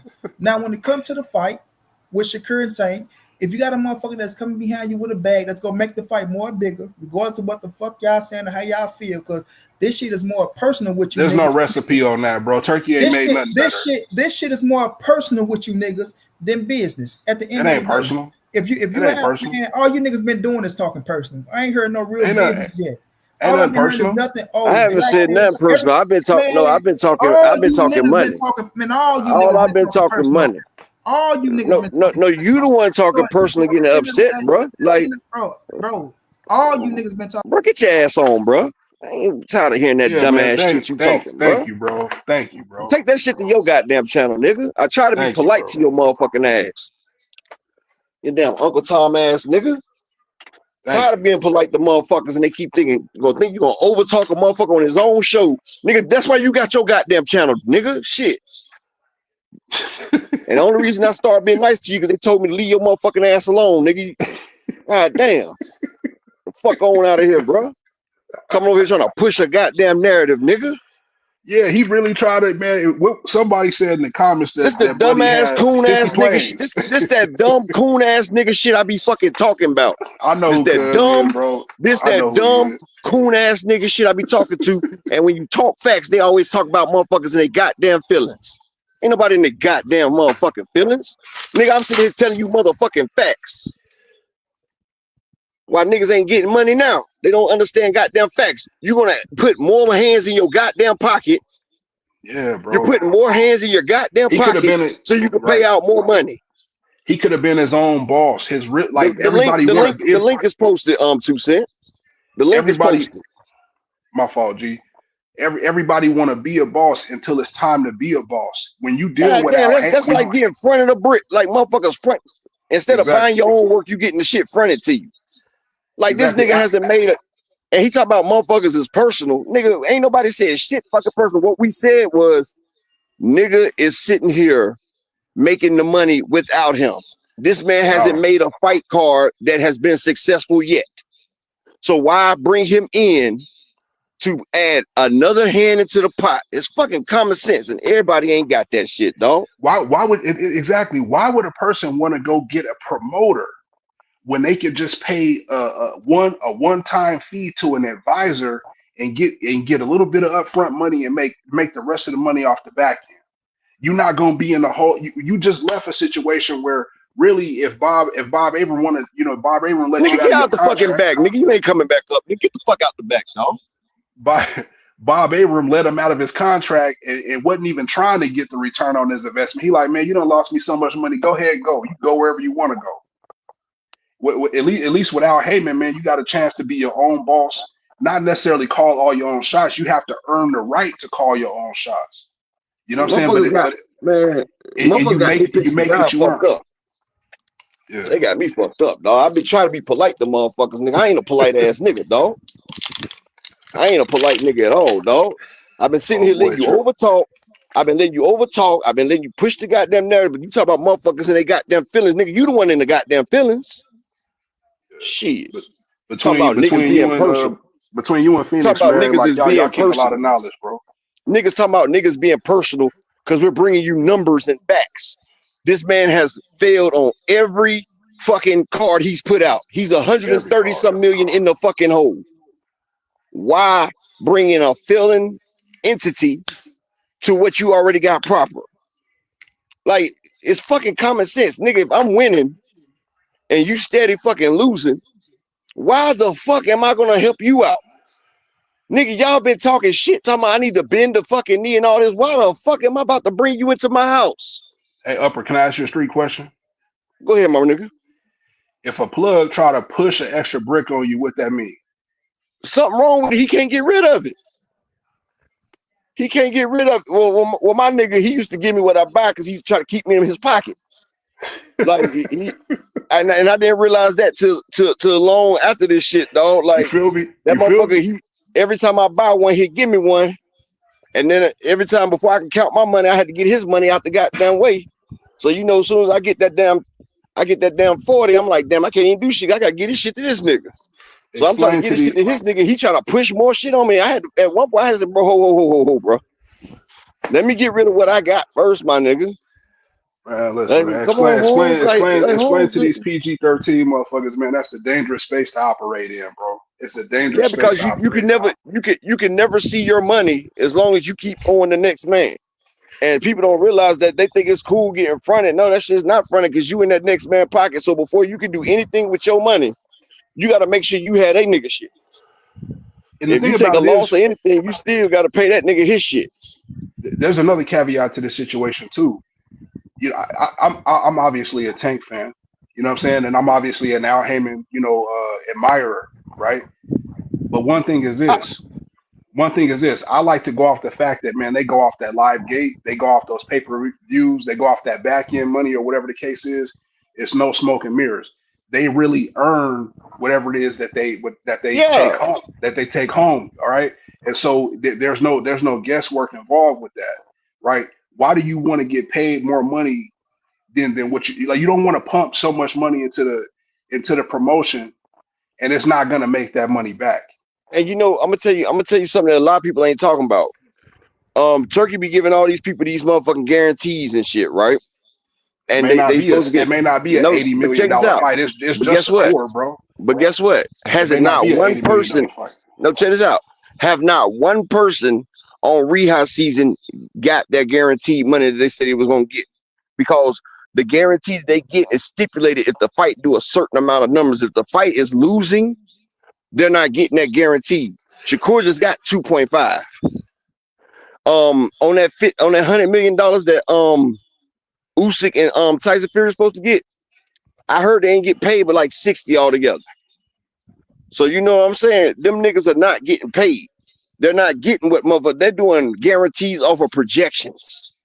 And see, with the PBC, nigga, you get this small guarantee and you eat what you kill. You eat what you motherfucker kill. If you don't do numbers, you don't eat. Like I said, Turkey's great for the promotion, but he don't even promote his own cards. He just had the undisputed champion, Bivol versus Baturviev. Al Heyman could at least got 200 pay-per-view buys off of that shit. If Al Heyman would have put that card up, it would have did at least 200 pay-per-view buys. He would have gave them promotion. He would have did the thing. Like, bro, this man has been fumbling the bag since he had it. Yeah, He's fumbling the bag.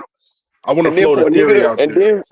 and then for a nigga to come up here and say he's good for business, let him invest to make the fight bigger. He can't make his own fight bigger. How is you going to make my fight? How you going to help me pump shit on? How you going to help me lock my block down and you can't lock your block down? Exactly. No, what it is, you trying to latch yourself on to a winning team. That's why the first thing he called out was Benavidez. Like, look, he seen Benavidez and Morel, 11 million gate. He like, man, we want you over here. He see Canelo. But that's exactly what I said. He didn't like that part when I said Canelo will tell a nigga you getting this and it ain't shit. And everybody's okay with Canelo telling the motherfucker you get the flat fee. You don't even get back in with Canelo. He giving you a flat 10 million. Take it or leave it. And that's funny because old boy is like he was. I know who dude is. Old boy been a very avid Canelo supporter in the past. Exactly. That's why I brought Canelo up. That's why I brought Canelo up, because he's Canelo's #1 fan. He's Canelo's #1 fan. And when I brought up Canelo, he's never argued in favor of any of Canelo's B-sides. Exactly. Bro, I'm very cerebral, my nigga. I'm a very cerebral nigga. That's why I brought Canelo up, to see if he keep the same A-side, B-side energy. And just like I thought, when Canelo came up, he not making the same as Canelo. Well, we look at Canelo's last 2 fights and Tank's last 2 fights, Tank has generated more. So he's not making the same amount of money as Canelo, but matter of fact, contracts are structured differently. That's why, like they like you said, they gave Canelo money based upon projections, not based upon what he was actually making, and that was one of the big major issues between him and De La Hoya. Like, like Canelo can say, hey, you're not giving me all my money. De La Hoya saying, bro, you ain't really making money like that because you're not fighting nobody. Well, Canelo, he did 1.3 million pay-per-view and 1.4 when he fought Triple G. Yeah, those Canelo ain't get but 38 and 43 million off them 2 fights. He made more than that fighting Charlo doing 700,000. Right. That's telling you how. That's why them people had lawsuits against Al Heyman. That's why Oscar De La Hoya and Bob Arum and them wanted to sue Al Heyman because they giving people too much money. Al Heyman made it where you get your promotional money, you get your back end money, all that extra money that the promoters used to get. Al Heyman turned around and making it where his fighters get it. That's why PBC fighters don't have to fight 20 goddamn times in 2 years. Motherfuckers can fight and let their money make their money. And it's funny because I thought he was gonna keep some integrity when I brought up Canelo, but then it's all that's what I'm saying, bro. It's that damn motherfucking Willie Lynch shit. It's okay for the other people. It's okay for the other people when one of the brothers trying to do it. And he was one of the same motherfuckers that sat there and said that Shakur should take that 25% from Devin. Can I ask you a question? So, yeah. Out of Tank's last 10 opponents, who's complained about money? Not a damn one. But this is what I'm saying, frequent. Not right now, because nigga, you will 2 cents. It's pence. The link is pent, baby. I told you the link is pent at the top of the chat. That question was like a 2-part question. Out of Tank's last 10 opponents, who has complained about money? And out of Tank's last 10 opponents, who has Shakur outsold of those 10? None. And hell, Tank one of his opponents, Leo Santa Cruz, after the payday he got fighting Tank, he named his son after Al Heyman. You feel what I'm saying? But this is what I'm saying. He was one of the same motherfuckers that said Shakur should have shut up and took the 25% versus Devin Haney. But when it comes to Al Heyman, the PBC, and Tank, then he shouldn't have took he need to go ahead and get a man his nigga. He's not even worth the 30%. So if you don't take the 30%, then nigga, you don't even get that shit, dog. Like, yeah, that's killing me with that shit, dog. That's the stepping stone, bro. Take the 25, take the 30. Eventually, you will be the 90. Bro, you know what I'm saying? You will be the 80. Look, they talking about money. Look, this is what people don't understand about a flat fee and percentage. Even if that Devin fight would have set Shakur up nicely for Tank, bro, for real. But check this out. That shit Even if I give you 30%, you say this fight is so big, right? So if this fight is so big, then that 30% I give you will be magnanimous. Because look, just say like we do 1 million pay-per-view buys. Nigga, what you say? If we do 1 million pay-per-view buys with a $15 million gate, right? Magnanimous. That's magnanimous. That means enormous, big. I mean, you know, I do have a rather extensive vocabulary. Sometimes I gotta forget who I'm talking to. Sometimes, you know. Man, that's sensitive talk, bro. That's what I'm saying. What you say?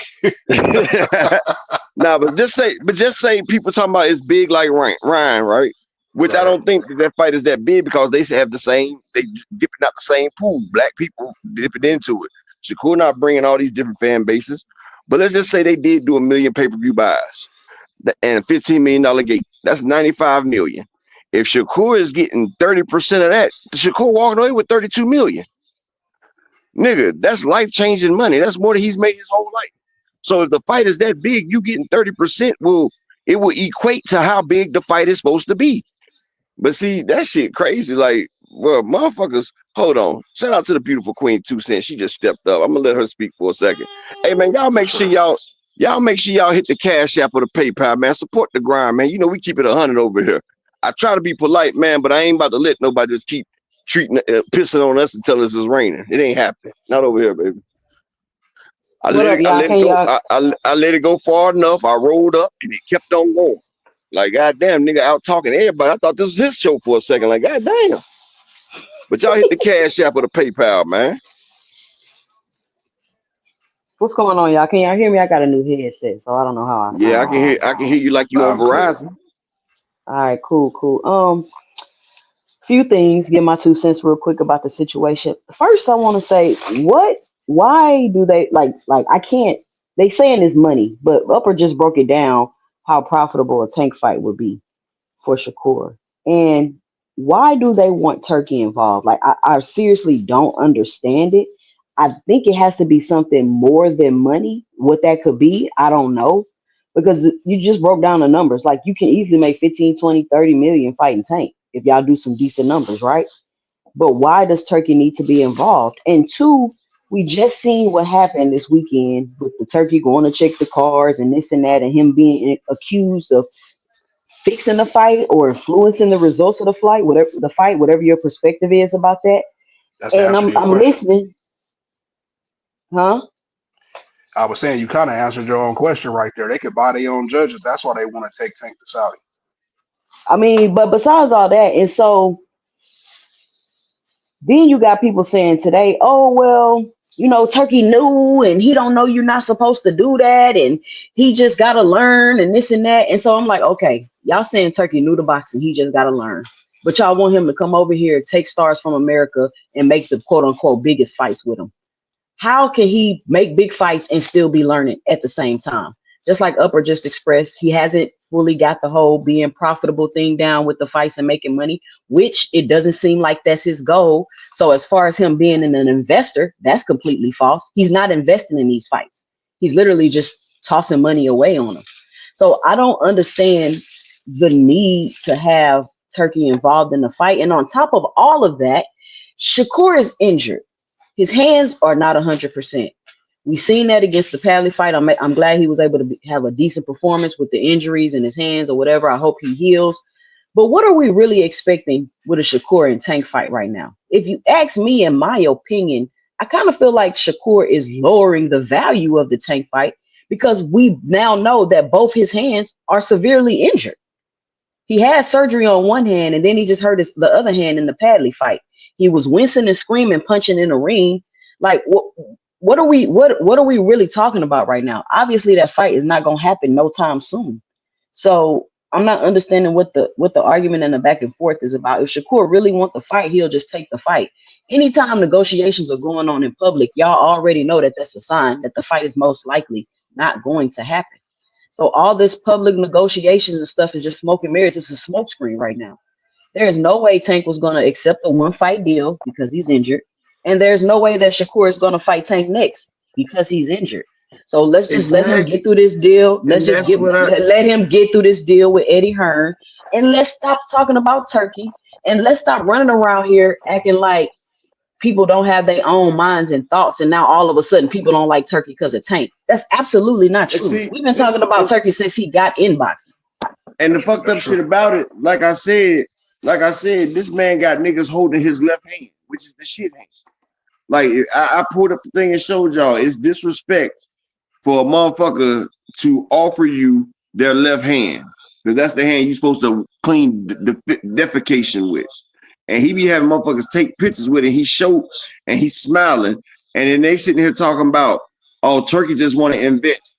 Yeah, just like he invested in the last card, he called all them fighters in his fucking office just to show I can have all y'all sitting in my office.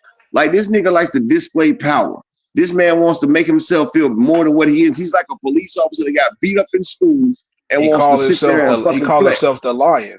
He called himself the lion. Yeah, he calls himself the motherfucking lion. And so what you think his fighters is? His fighters is the lionesses, like, you know what I mean? Like they like you the lion, and what are we? You know what I'm saying? You a fucking goddamn gazelle. Matter of fact, you a hyena sitting there trying to scavenge off other motherfuckers. That's what the fuck you're doing. And then you got motherfuckers I'm gonna check the cash app this second, family. But then you got motherfuckers sitting here trying to tell you that he's gonna invest more money. Do you know what the meaning of an investor is? See, people are so smart, they fucking dumb. It's a difference between a sponsor and an investor. A sponsor will put money in there just so their shit can be known. And they put the little tag up there so you can see they tag and it sits there and it promotes their shit. An investor is putting in money and they're waiting for a percentage back. So you're trying to put money into our pot. We already have enough money in the pot. We have Amazon, we have Al Heyman, we have Tank. We have people that have money to invest in themselves. So the extra money you put in, it's not going to go to nothing. Like, that money is not going to nothing. It's just going to sit there. But now you want 8 times your return back. So now instead of we making 100 million, now you put 3 million up. Now we got to turn around and pay your ass 20 fucking million for nothing. Like, that's another pot. That's another hand. That's that dumb shit. And that's why people don't understand, why do you need other investors when you've already straight on the investing tip? Let's say that they don't fight in Saudi and they fight here in America. Why does Turkey need to be like? Nobody can explain to me why Turkey needs to be involved. And everybody's saying, oh, because he gonna get the money. Is he not gonna get the money if Turkey's not involved? Like, we've been talking about Tank and Shakur fighting for a while, even before Turkey. So it's like Turkey's new to this, and you just want to throw him in there. And I really don't understand why. Y'all telling me money, but we see Tank is able to generate income. So what is it? Yeah, I think it's a combination of things. I think it's a combination of things. I think it's the fact that they can buy their own judges in Saudi. I think, they obviously Shakur is a snack athlete. They can manipulate the testing and the results and/or of the testing. He could be on undetectable substances without it being checked. They could do different things to their gloves over there. Just like in America, certain cities you can't you can't wrap your gloves in Vegas the same way you can wrap your gloves in New York or Texas. You can't double stack your gloves in certain cities. People who box know what I'm talking about. Upper know what I'm talking about. A lot of y'all know what I'm talking about. So there's a lot of like under the table advantages that fighters may have going to Saudi Arabia. You understand what I'm saying? I don't know. Until you got to get that shit back across the border, because you got to damn declare everything that you got, and you can't have but a certain amount of cash. Remember Floyd? They stopped Floyd for having so much money and jewelry and shit. But hold on one second. Shout out to the beautiful queen, Miss Barbara D in the Cash App. She say $5 for the show. I appreciate you, queen. Shout out to my VPN general, the general of the VPN game, my nigga Alan Soapstain in the building. And shout out to the beautiful Miss Ty coming through with the $5 holler in the Cash App. I appreciate each and every one of y'all that come through in the Cash App. And I know I'm going to hear about this shit later on from Dr. Key, because Dr. Key said I have to be more polite and more inclusive to people. And I'm going to just give y'all a moment of realness right now. I tried to be inclusive. I tried not to, because everybody talk about they can't get their points across when they come over here. So I try to let the man get his points across. Like me, I don't like saying the same thing over and over. I sat there and let the nigga was cutting me off, and he kept motherfucking trying to bogart this shit like it was his shit. He wasn't letting nobody else talk. Like the nigga talked for, man, I sat there and rolled up like 3 jumps and, broke it down and everything. Like the nigga was still fucking talking. And like he was sitting there trying to push the same narrative and trying to push the same point. And then I try to hit him with common sense. The nigga wasn't understanding the shit. And then the only reason I really snapped is because he said we over here being emotional. And that's the only thing motherfuckers that can't verbal spar with you cerebrally, first thing they get to is, oh, you dick riding or you meat riding or you being emotional. You being emotional for a certain fighter. And then they try to throw you off. This is their main thing. But, oh, I rock with Tank. I know Tank can do this. They try to do that. That's just like saying, before you saying something, no disrespect, but your wife's, you know what I'm saying? It's just like you say no disrespect before you proceed to disrespect somebody. Like, nigga, hasn't not one person been emotional? The emotional person is you, because you can't push that fake ass sheep narrative that you was talking about everybody else is following. You sit up here taking it right up the ass for Turkey, basically, nigga. Like, bro, y'all motherfuckers is so on Turkey, just like y'all was on Eddie. Eddie Hearns and DAZN had to get $1 billion bailout. Nobody talks about that. But as soon as the PBC changes a schedule on a fight, it's all the PBC shutting down. Oh, they about to do this. But ain't nobody talking about how ESPN dropped Top Rank. Ain't nobody talking about how DAZN is in the red over $1 billion again after receiving $1 billion. Ain't nobody talking about how Turkey Al-Shidi has put on 10 cards and has not gained $1 profit from any card. Ain't nobody talking about that. Ain't nobody talking about how fighters are not getting what they was promised on the fights. Ain't nobody talking about how Padley, who just fought Shakur, was on a co-main versus Mark Chamberlain and only received $30,000, which he has to pay his promoter, he has to pay his team, he has to pay his pad work, he has to pay taxes. The man probably got $5,000 for a co-main on a rehab season card. And this is the motherfuckers that's supposed to give you the biggest bag. You got both big babies, Anderson and Miller. They do a fight card, they come back and they're committing robberies.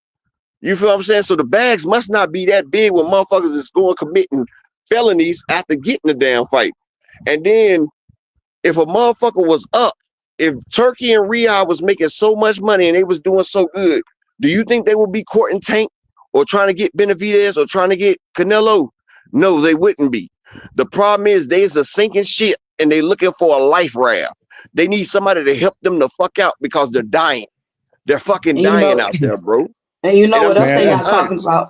That what else they not talking about is how Turkey came out and admitted he's purposely putting out propaganda with the media outlet that he bought, putting out Hold on smear 1 second, 2 Cent. campaigns about. Hold on 1 second, 2 Cent.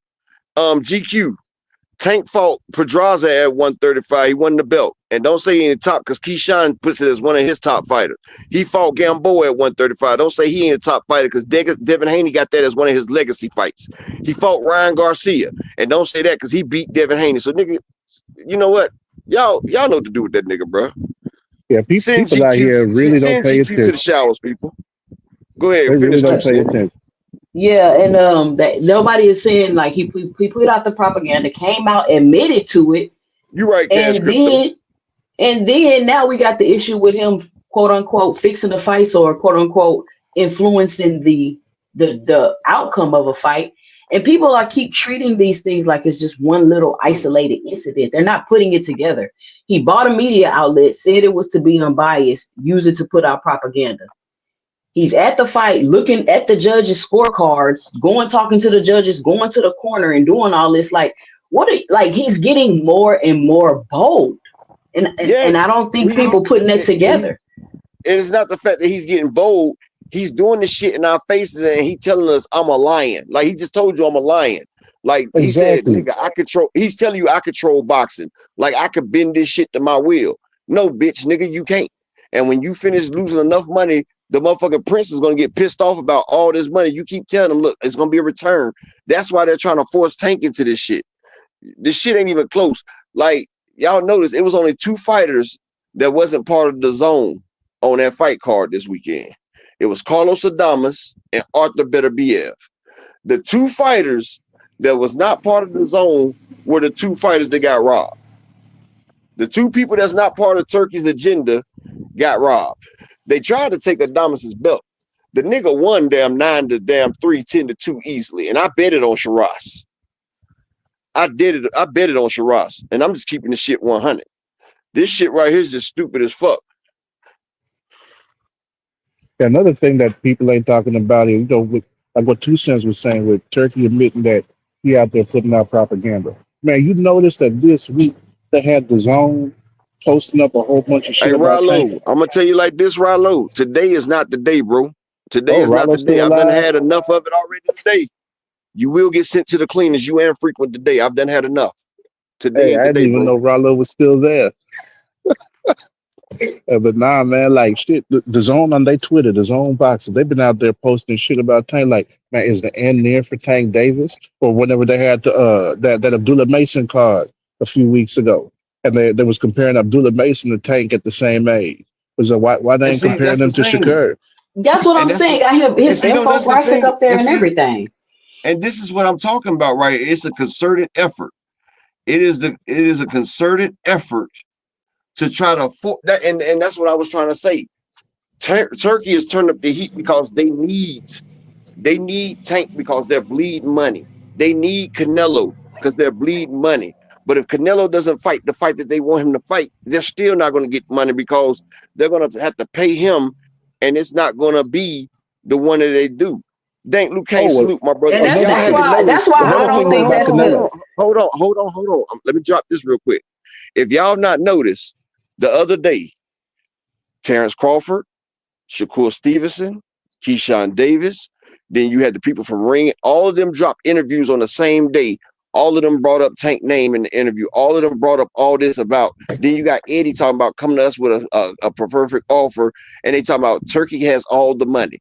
Okay, if Turkey has all the money, then he could pick another fight. Why does Turkey? See, this is what I don't get.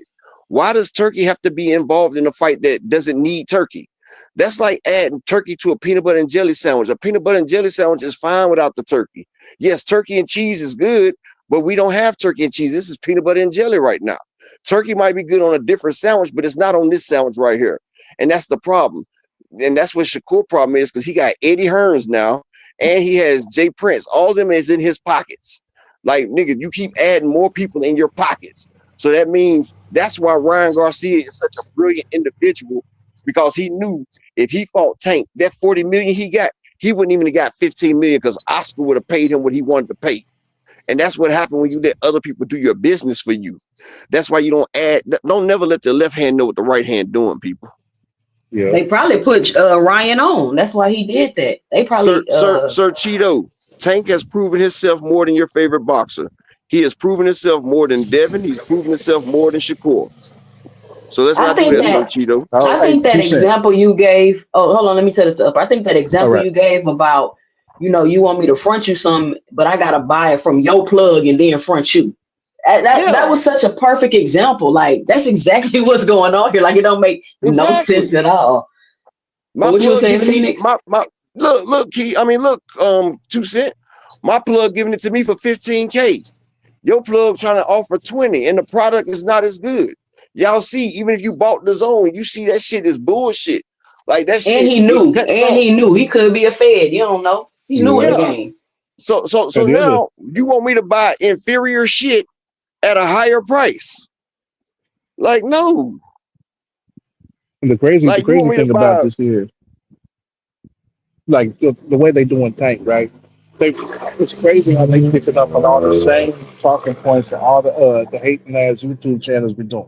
Like the That's why I fact that say you it's got, a concerted effort. They have a oh concerted yeah, effort, my brother. That's what I'm that's the saying. most. Uh, They're all in a group, and Turkey is and giving them the memo, and they're already pushing the propaganda. What they're trying to do, and people don't see it. This is like when it was Bud and Spence. The reason why Spence really folded because all the damn pressure, the media pressure. You had all these stations saying Spence was scared, and all these people talking about Bud deserved 50-50 and a fucking coin toss. If it would have been me, Bud wouldn't have got more than 30% and fuck a coin toss. But see, they think that they can pull a hat trick. They think they can pull the same trick again. It's not gonna fucking happen. Al Heyman yeah, is wiser and smarter. Tank done seen the mistake that Earl made. It's not gonna happen. And like I told I Money, think I told Money straight up, I say, look, 1.5 million and 30% on the back end. He got 2.5 for his last fight. 1.5 million and 30% on the back end. If the fight is as big as you say, if it does 500,000 pay-per-views and you got your 1.5, that's still 20 million you walking away with, Shakur. You can't pick But what happened eight. to 5 to 7 million? You said he got 2.5 million for the He last got fight. I thought he was 2.5. getting. That's what I'm telling you. They give you fantasy numbers. You know what? Read it, write a season in Turkey. They just like the feds, right? Like when the feds used to catch you with dope, they used to give you this fantasy weight. Well, like you got caught with 100 grams of crack. Well, that's 1,000 grams of cocaine. Like they put 100 on it. They do fantasy weight. Like the police always put fantasy prices and fantasy weight. That's the same thing rehab season do. You're only gonna get 2.5, but we're gonna say about 8 or 9 million. To be honest, Shakur made way more money at Top Rank. Like, yeah, exactly, Dave. He made more money at Top Rank and he don't even realize the shit. And like I Yeah, said, they don't need no help. Like Turkey is the one need help. So why does he have to acquiesce to Turkey and his demands? Shakur, you need a Tank fight. Tank don't need a Shakur fight. Tank still has KEYSHAWN Davis out there. He can fight Ryan again. Tank can go fight motherfucking Loma if he comes back. He can fight motherfucking De Los Santos. Tank can fight. I'm gonna tell you a bigger fight than the Shakur fight. The nigga that's not fighting him, Williams Zepeda versus Tank does more than Tank and Shakur. That's Mexican versus black, and they yep, doing their thing. yep. And then this is the thing too. Damn, And what I here, was gonna say, it and just here go slipped out my mind. and here go Dr. Keys. She hit me up now. Hey, phenomenal. Do me a favor and hit Key up and tell her what Dr. Money was doing up here. Oh, what the fuck was I about to say? I can't even remember. What you was just talking about, Upper? Oh, I was talking about how they add fantasy weight. Y'all give me a second. Y'all talk for a second. I'll be right back. I can't remember what I was going to say, but yeah, I don't know. Oh, this is what I want to say. And then the concerted effort with the smear campaign. I'm literally dropping a video about how to recognize a smear campaign when you see one. Literally, it's people making videos saying the fight not selling no tickets. And I'm like, how can you come out and say such a blatant lie when in a few days you're going to be able to verify that the fight sold tickets? Like, I don't understand that.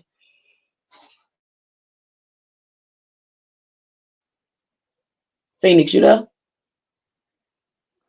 Oh I yeah, think one he, I second. think he stepped out.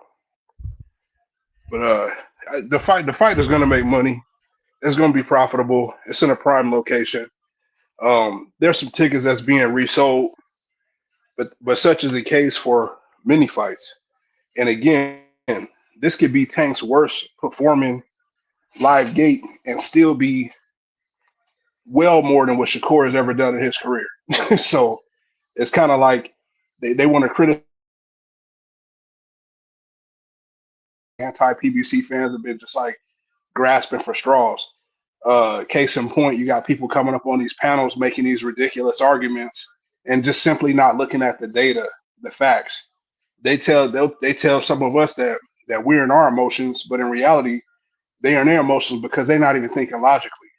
And that's the main characteristic of a person not thinking logical is they're in their feelings. And so, like I said, I like to be on the right side of history. And it's not that I'm against Shakur or anything like that. I just kind of feel like it would have made better business sense for him to stay next to a format that's guaranteed to make him legitimate money, that's guaranteed to make him a household name, that's guaranteed to put him at a certain vantage point moving forward. Yeah, any of Tank's last 10 opponents have a certain vantage point uh, moving forward in their career. They may not make Tank like money again, but it puts them in a negotiating position where it's more favorable than it was before in their career. Hey, So hey, uh, so I guess it is what it is on that end. hey, I guess Money Brown running around crying and shit. Dr. Key just hit me up talking about I can't believe you kicked Money off the show. So I guess he running around crying or something, doing something like I'm not explaining to her the nigga was being very Nah, disrespectful. he was tripping. He was tripping. He He really was up was. here You tripping, he you was wasn't cutting wrong for people that. off. He was tripping. Hey, He was tripping. phenomenal. Well, hold on, here go Key right here, y'all. Y'all go ahead for a second. I mean, I just think Steel and Phoenix, like, I mean, it's cool. Yeah, We like can I talk said, and the debate. We can format is talk there. and de- The format is we can there, and talk and debate. Can y'all hear if me? you want what's best for Shakur, Hello? actually make what you earn. You know what I'm saying? I don't want to. I don't want to see somebody overpay Shakur and he's in the hole with somebody overseas and he's tied up in a contract overseas.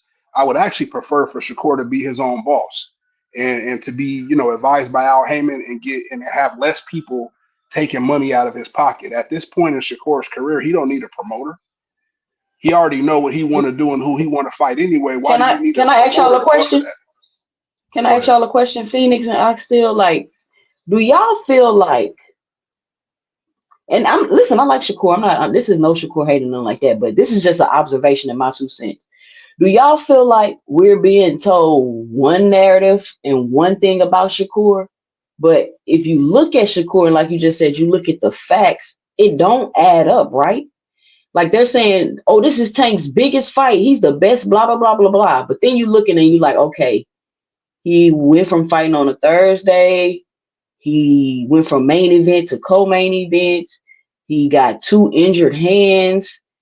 His last two, his last few opponents haven't been just like tip top competition. I mean, I understand he probably needs to tune up after the surgery with Padley, but he just injured his hands again. He wincing and crying in the ring. How is this the best opponent for Tank? You get what I'm saying? Do y'all understand what I'm saying? It's like we're being It's not. told one I thing totally and agree. we're watching something completely different happening with Yeah. Shakur. And then when you try to kind of point it out or ask questions, it's like you hating or you scared. You don't want Tank to fight him. When it's none of that. Like I'm just looking at what's going on, and I feel like the things y'all are saying aren't adding up to what's actually happening in real life. Can I add to what you were saying? Yeah, go Uh, ahead. I'm done. to add to what you were saying, if the roles were reversed, if Shakur was in the position that Tank was in, if the roles were reversed, I doubt that Shakur would even entertain Tank. As a matter of fact, if we're just looking at it, if we take our feelings out of it and our favoritism out of it, based upon the data, Shakur is actually a tarnish on Tank's resume. Low knockout rate, underperforming fights, brittle hands, doesn't sell out. Where's the actual value? I guess people are going off the value through hardcore boxing fans. We're having these tough conversations about what needs to happen to make the fight happen. But if the average person seeing Shakur in the grocery store, they wouldn't know who he is. If the average person seeing Shakur in the bar, they wouldn't know who he is. That's how irrelevant he is outside of hardcore boxing fans, and a lot of people don't want to admit that. If we go just upon the sales data, the pay-per-views and things of that nature, he's actually a blemish on Tank's resume. But then see what people say is, oh, but he fought Frank Martin, oh, he fought Rolly, oh, he fought this person, oh, he fought that person. So they try to argue it down, both ways. And I'm gonna throw this theory out there. Throw this theory out there. I kind of don't even really want Tank to fight Shakur at this point, simply because I don't see Shakur going out on his shield toe to toe with Tank. I don't really think the fight is worth Tank's time. I can see Shakur feeling Tank's power and quitting on the stool and laughing all the way to the bank because he finessed the situation, rather than go out there and put blood, sweat, and tears, blood and guts on the line against Tank and get washed. I don't see that happening. I look at the whole move as like a finesse move, from the fact that you're working with the biggest drug cheat in sports history. Then you team up with this outside foreigner where you guys can manipulate the judges, you guys can manipulate the stipulations, you guys can seemingly, it almost looks like, but people are getting sick or they're getting robbed on the scorecards, like all this shady stuff going on. Like, I wouldn't even entertain any of that. Now, if he, came and worked without Heyman, it would make more sense. Tank and Shakur on Amazon, that would do crazy numbers. Based upon, like, if he had took the Devin fight, when he had the opportunity to take the Devin fight, if he had took that 25% and had a vantage point, it still wouldn't have been no 50-50 fight. But just based upon back end, even if he had lost, his percentage of the loss ratio would have still been more money than whatever Turkey paying him.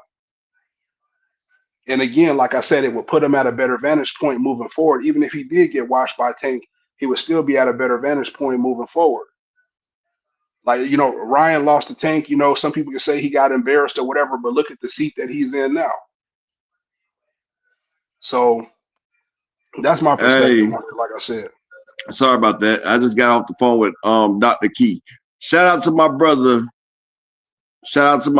Animalistic Savant, in the Cash App with the $5 holler. He say, he say, shout out to Ox Steel. Ox Steel said that nigga to stand up when you talk to me. Damn. Hello. Yeah, I match disrespect. You know what I mean? He was y'all being disrespectful. Hold on, let me go back out and come back in. But I think that was first. Yo. I can hear you, Upper and Phoenix. I can hear you. Okay, can y'all hear me now? Yeah. You there too, All Sid? right. Yeah, we can hear you. Yeah, I'm here. Okay, what I was saying is, shout out to my guy Animalistic Savant in the Cash App with the $5 holler. He said, salute to Ox Steel and stand up when you talk to me. God damn. I still did see that shit right there.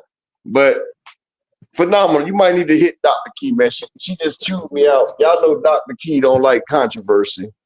And apparently somebody in AMC's been snitching. They done sent Dr. Key shit talking about how I was rude and I kicked Money Brown off. I could have sworn I was being. I could have sworn I was. I bet it was frequent, motherfucking ass. It had to be frequent. It had to be frequent. That dude had a different voice from frequent. Oh wow, no, frequent. Yeah, he probably snitched. I'm talking about the one that probably snitched on me. I ain't see it, Foxy Brown. I'll check again. But yeah, it had to be frequent because I thought we all was on the same page. Because hell, that was the most calm I've been in a while. Like. I actually had to go for real though. I actually was damn trying to be polite about the shit. I bet it was frequent. But yeah, she talk about I can't believe you can't do other content creators like that. And I'm like, best friend. He was thinking this was his show, not the AMC FSG show. Like, come on, baby. This anger management crew. And see, when you over here, we're gonna keep it 100 over here. That's what we do. We keep it 100. We think for ourselves over here. We are progressive thinkers. And see, when people get put into the limelight of the progressive thinkers, like I told y'all once before, it was a study done that when a person has more intelligence than the next person, it creates a reaction in the next person. Like it triggers the reaction of being harmed, of being hurt. That's why when you're more intelligent than another person, they get defensive because it actually hurts their psyche and it hurts them mentally. Their brain will give out like a fight or flight emotion. And that's especially true with the motherfucker got that Dunning-Kruger thing going on, where they think they're smarter than they actually is. But they know a little bit about a subject and then all of a sudden think they're an expert Yeah, on it. Like like when he whenever it's said like that, that, like he thought he dropped the bomb talking about who mentored Al Heyman. Like that was his thing. You don't even know who mentored Al Heyman. No, I don't. But I know Al Heyman doing his stuff this or now. Exactly. I know who mentored me. And yeah. the fuck you online frequently? The fuck you on frequent? Yo, what's going on, man? You What told was on you me to Get give talking you about? him up out of What here. you was talking about, man? What you was talking about? You said I told on you. What you I talking said, about? did you tell on me the key nigga? No, I ain't even see Key. I saw somebody mention her down there, but I ain't see her though. What Key at? Nah, somebody sent us some messages and stuff. Oh no, I don't got no connection with Key like that. Where I can message her or nothing like that. Hey, upper, Yeah, man. Hey, that dude. no I was down there disrespect to messing your with that dude platform, named G. Dave. He pissed off down there. You said what I?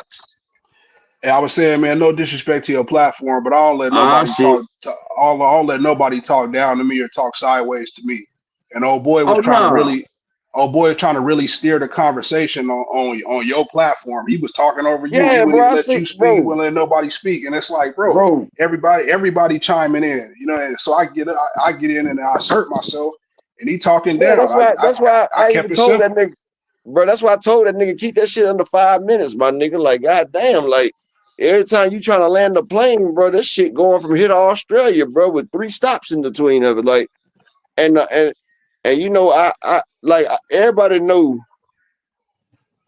Yeah, yes, Miss Foxy Brown. I'm $1 Sosa Smith. It got like a picture of Earl Smith, Miss Foxy. But yeah, I try because everybody knows sometimes I get mad and I snap out a little bit, and you know we trying to get monetized again over here because I got demonetized. He just in his feelings. Ain't nobody, don't nobody really get at dude like that. You know what I'm saying? And you know it had to happen. And, you know you got to conduct yourself professional up here. Yeah, You know and the it is fucked up what it shit is. about it, me and him got into it before last year. You feel what I'm saying? And I was Man, on his ass, but you know KQKC the homie, so you know I let that shit go. I let that motherfucking bullshit go. So you know I was trying to be cordial with the nigga and everything. that dude I was came over here. I tried What obnoxious. was the issue? What was see the that's issue and though? I got here I late don't even know who they're though. talking about. But I that know dude y'all just was wanted to talking keep about on turkey, but I talking. don't understand what y'all. You know what I mean? What was the Nah, issue not about turkey? frequent. This dude right here was trying to act like this was his show, telling people when they talk, when they can't talk, all this and that, and yeah, trying he to was over always talking me, control. and that's why I was like, ho, bro, you ain't gonna over talk me on my shit, dog. Like, I finally got him to shut up when I told him like, hey, if you actually listen instead of interrupting, maybe your question get answered. You won't need to ask one. Who you guys Yeah, he talking finally he about? finally I don't even stopped know who that you guys today. talking about. About this other shout out dude that to was my up here nigga, earlier. shout out to Oakland LDTV in the begin. I mean, in the building, yeah. Now we was talking about when money was up here because you know What money Keisha don't like to do? call. Money's the homie. What money do? When he was up here, rewind the show, you see it. All right, But I'll look at it later. yeah, like Yes, God. I said, I try to motherfucking I try to be cordial with people because you know I've had a temper before. You know, like I try to be peaceful. I try to let everybody get their say on, but we all men here, bro. You got to respect everybody, excluding the ladies that be up here too. Like, I mean, if this is your show, you could bogart it, but it's not your show. You're not about to talk for 40 fucking minutes in a goddamn in less than an hour. Like I even sat back when made something to eat, rolled up and everything. This nigga was still talking. I was like, that's why I was like, I stepped away for a minute because this nigga long-winded as hell, and I try to be yeah, and then like he never lets nobody get off because he always talking shit. And so I try to be polite about the shit. So you know, I even got rid of him in a peaceful ass way. But shit, like, bro, respect is a two-way street. Respect is a two-way street. Like, if you can't respect me, bro, I'm not gonna damn sure not gonna respect you. And I try to be polite about the situation. But yeah, you're not about to come over here to the AMC FSG building and disrespect my chat. And then what really got me when he started talking crazy to y'all. Oh, y'all know, like, you know what? Fuck all this shit, dog. Talk about motherfuckers is emotional when we throwing out facts. And that's the thing that they always do. Whenever you corner somebody with facts, whenever facts get a motherfucker in their corner, whenever you corner somebody in facts and you don't fall for their narrative, then their brain starts becoming befuddled. You know what I'm saying? Their brain becomes befuddled. They don't know what else to do. So the logical thing to do is to strike out. Oh, y'all just emotional over here. Oh, y'all emotional. Ain't nobody said not one shit that it was emotional. We telling you, how can him invest in his money make a fight bigger when he's investing money in his fights and his fights ain't doing shit? And then the fucked up shit was and this is where I got when he was talking about investors. And I was like, bro, see, I'm glad you said that. See, you got sponsors and investors mixed up. A sponsor will give you money in there, and just so they shit could be seen, yes, it will generate money, and you ain't got to pay them shit back. An investor means he's putting this money in here, and he's waiting on a return on his investment. And the PBC and Amazon, they have enough investors. Why invite somebody else to eat at your table? You feel what I'm saying? Like, if they was winning, they would not invite y'all over there to eat at their motherfucking table. Remember, he's a lion. Lions don't eat with sheep. You feel what I'm saying? And Prime then kept frequency. repeating the same shit over and over and kept trying to repeat the same shit, just saying it a different way. Nigga, I got a quick question for Fly Frequency. I got a quick question for him. My fault. But Turkey don't Fly really be Frequency. Hold on. investing, I got though, a quick dude. question. I got a quick question for you. What's up? So how do you I feel don't about? know. I don't know what your core favorite color is, bro. No, I didn't ask. No, it's about Devin Haney. How do you feel I about don't Tank know what his ducking? favorite candy is, or none of that, bro. What? I said, I how do you don't feel know about Tank? none of that stuff about Listen to me, dude. Before you go off, how do you feel about Tank not taking the $45 million that Turkey offered him, and he kind of ducked to Devin Haney? I take your yeah. Well, how you feel about that? I think it was a straight up duck, bro. It's a duck, bro. Tank, I The mean, offer wasn't real. when did they offer, man? He did not offer Tank no $45 million. He said the only thing he got for Tank is 2 boxing gloves, dog. Freak, when I catch you another Man, day, they it's were Arena's birthday. It's Arena's birthday, and she said she don't want you up here today. I gotta get I you out know. on her birthday Tell wish. Arena hit me with happy the birthday, Arena. Happy birthday. Happy birthday, Man, Arena. He gone. well, yeah, I wanted to answer that question too, since that right quick for I hop on. Like, yeah, he right. Because like the way the things is, man, like what they telling us and what we seeing is not adding up. And the fact that people are trying so hard, like if they say it enough, it'll become reality. One of the things is like people are not being real about Tank's career. People are acting like Tank has just started out when he's already fought in 4 weight classes before Shakur even moved up to 135. Before Devin finally went back to 140 because he was at 140 before. So Devin's been at 140 at 135. Tank has been at 126, 130, 135, and 140. Shakur has been at 126 and 130 and just got to 135. So Tank has already fought 4 weight classes before these dudes even hit 2, or before they even hit 3. Tank was already a champion before Shakur got to his 2nd weight class, and before Devin got his first world title. You know, like so. At the same time, like they're saying, Tank is not accomplished. He's not doing anything at all. When you look at his resume, since he fought Pedraza, all his opponents have been undefeated champions or top 10 on any sanctioned bodies list. Like you can't take that away from him just because he ain't fighting your favorite fighters. And people is not Exactly. being real about that. They're not. And you know And how the fact real they not they being, Phoenix? Phoenix. And yeah, this is the fucked up shit about it. They always talking about Tank resume this and Tank resume that, but the best fights on their resume is people that Tank done beat. Like they was exactly. talking shit. They was talking shit about him fighting Gamboa. Gamboa is one of Devin Haney's legacy fights. They was And talking that shit was about when I Tank. stopped believing in Devin Haney. So look, they was talking about Ryan Garcia. Okay, Ryan Garcia beat the shit out of Devin. They was talking about Pitbull Cruz. Now KEYSHAWN talking about that's a big fight. Everybody want to see him. They was talking Yep. about Pedraza. Keyshawn Davis weight drained Pedraza and beat him. They was talking about all the Tank's leftovers, and they was talking about Frank Martin. But Shakur was begging to fight Frank Martin. Shakur even fought Frank Martin's leftovers, RTM Harahuram, and said the Yep. man was strong. He said the man was strong and he's a great fighter. So Shakur, you give RTM his props, saying he's an Olympic medalist, he's a great fighter, and he's strong. But this is the same person that Frank beat. Frank beat this man ass. So if you give him credit to RTM, why not give credit to the nigga that beat his goddamn ass? And then if you think about that, Tank beat his ass. So see, And then another like, thing on that makes it worse for Shakur is that Artem, another thing that he said was Artem moved too much for him and he need to work on cutting off the ring. And Artem was holding too much. And it's like Artem was just running from me. Like, you can't come from saying that it was De Los Santos' fault for not trying to make the fight, and he's supposed to do his job to cut off the ring against you while you moving on him, and then at the same time turn around and complain about that from another fighter.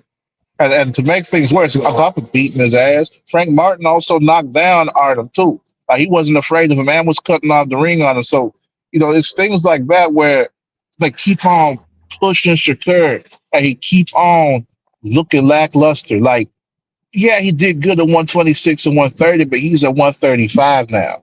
Where is he going to go from here? Because he can't go back down to 130. He can't. yeah, he looked like He too damn he big. looked like he was 147 when he fought Padley. Yep. Padley was about 140. Shakur was way bigger than that dude in the ring, bro. Shakur Oh, was yeah. way bigger than Padley in that ring. That looks So like this is what I'm Keyshawn and saying. Berenice. Yeah, like these guys are not even fighting in their right weight classes, and people don't realize Tank is in his third division. That's like saying Devin Haney fighting at 147, and that'll be KEYSHAWN fighting at 154 in the third division. No, 147 as well. Like Tank, and then Tank went up to 140, so that'll be the same as Devin going to 154 and KEYSHAWN going to 154. People don't realize Tank Davis can still make 127. Before he went to training camp to fight Frank Martin, Tank Davis was 128 when he entered into the training camp. He came to the fight 133. So Tank is not a Yep. big guy. He's 5'4". The man is 5'4" and 11 inches. Like, he's 5'4", 11, basically. Like, he's almost 5'5". Like, the man is small, bro. Did y'all see him sitting up there with Lamont Roach? Did y'all see him sitting on a chair with his little feet swinging? The nigga feet Yep. don't even touch the goddamn ground, bro. Like, the nigga, he look like a little kid in a damn high chair. But they sitting here talking that crazy shit, and that's what I be saying, like, bro. And today, I'm glad money came by, because that was the great show of hypocrisy. Because anytime a motherfucker asks Canelo for anything, well, Benavidez don't get this, or motherfuckers can't ask Canelo for shit. Canelo's the king. Canelo give you a check, you should be happy that Canelo even picking you. That's the energy he used to have. Man, if Canelo give you anything, you should be happy, shut up and take the payday. Canelo's the payday. He the payday. And Canelo ain't even giving people a chance to get back ends. Canelo giving niggas flat fees. 10 million straight up. I think that's what he gave Caleb Plant. I think Charlo got like 12 million. Like, motherfuckers is getting flat fees versus Canelo, and ain't nobody complaining. And the reason why they're not complaining is that Canelo looks beatable. Canelo isn't the same Canelo he used to be. It's a chance that you can beat Canelo. But after that Frank Martin show, and Tank shows that he's sending people to the neither realm. Tank is in his prime, and he's After fucking over a people up. year off at that. Yes, and he's fucking people up. So the bag is juicy, but it's problems that come with that bag. That bag is gonna cost you. That bag is gonna motherfucking cost you. I think Charlo got like 12% on the back end. I think he didn't get much back end, but he had enough up front. He was cool. It was 3 times more than Charlo ever made, so he was happy. But that's what I'm saying. There's one more thing I was gonna say. All right, go ahead. Before I hop off, I'll still be listening, but I'm about to pick the kids up. But yeah, man, like the only other thing I was gonna say was like when it comes to this whole thing, like, man, the fact that people like this money dude that we're just over here, the fact that he was talking about all that with Canelo, and then when it comes to Tank, you want to say, oh, it's not the same because Canelo make different money. It's like, no, it's not about the amount. Like it's plain and simple. It's like, who's the one that's going to be generating and putting the asses in the seats? And we already know there's going to be Tank. And like I was saying, fighters got to stop being real and humble about this stuff. They got to stop being honest with themselves, and their teams need to start being honest with them too. Like, hey, if you want this, this is what you have to do. And with Shakur coming into this, I think the biggest thing that we got to look at is how he feels about losing. Remember how everybody remember how he was crying after the Olympics, and I don't like to lose and don't want to look bad. Remember Tank? I think Tank was the one that said like Shakur is scared to look bad in the fight or scared Well, to you know lose or something? whatever. I think 6.5 million on the front and 35% on the back end is Shakur's price to lose. Jay Prince said it. Maybe, but the one thing about Shakur is this: like, if he really feels that way, then he's between a rock and a hard place. Because he's gonna have to choose between getting knocked the hell out and quitting on the stool. I think That's what it's gonna come down to. If I see Tank versus Shakur, I don't think Tank gonna knock him out. I think Tank gonna stop him to the body. I don't think Shakur gonna let his head get tapped. I think Tank gonna flush him to the body. That body shot Valdez hit him with, he said that shit hurt for like a week. He wanted to throw up. It's okay. I appreciate you, Miss Foxy Brown. It's okay. Like, baby, I appreciate the support. Just smack that like button. But yeah, but that's all I'm saying. Like, we just got to keep the same energy, and it don't never be the same energy. See, Tank, he decided to go over there and help Reha season, right? So now everybody's like, yeah, Canelo over there helping. Now we need Tank and David Benavidez. And see, this is what I'm saying. He wants to have his face he's worse than Eddie Hearns. Turkey want everybody to know his face. Nigga ain't threw a punch in his life. He ain't threw a punch in his life, but he wants to be the face of boxing. This is what it really boils down to. He wants to be the face of boxing, not Tank, not Canelo. It's Turkey Al-Ashiki. That's who wants to be the face of boxing. That's why he called all those boxers into his office just to show I could do it. That's why he's got his shit hand and he's making everybody shake his left hand. And like I said, that is the biggest form of disrespect. I would smack the shit out of Turkey on my kids if he offered me his left. If he offered me his left hand, and that's why he had your fucking ass with. That's the hand you wipe your fucking ass with, dog. I'm just saying, in Muslim countries and all that, that's the hand that they wipe their ass with. You're never supposed to greet a man with the left hand, never. But he does that, and they be smiling, taking the pictures, holding on to that man's left hand. Like, bro, do you not realize he's sunning y'all and laughing about the shit? These motherfuckers are probably sitting back like, look at this motherfucker. I got him holding on to this shit in hummus. He got the hummus shit on. And they probably sitting back laughing and everything. They embarrassing our fighters. And then we got these coon ass niggas and these bootlickers that's making it seem like it's okay. Have pride for yourself.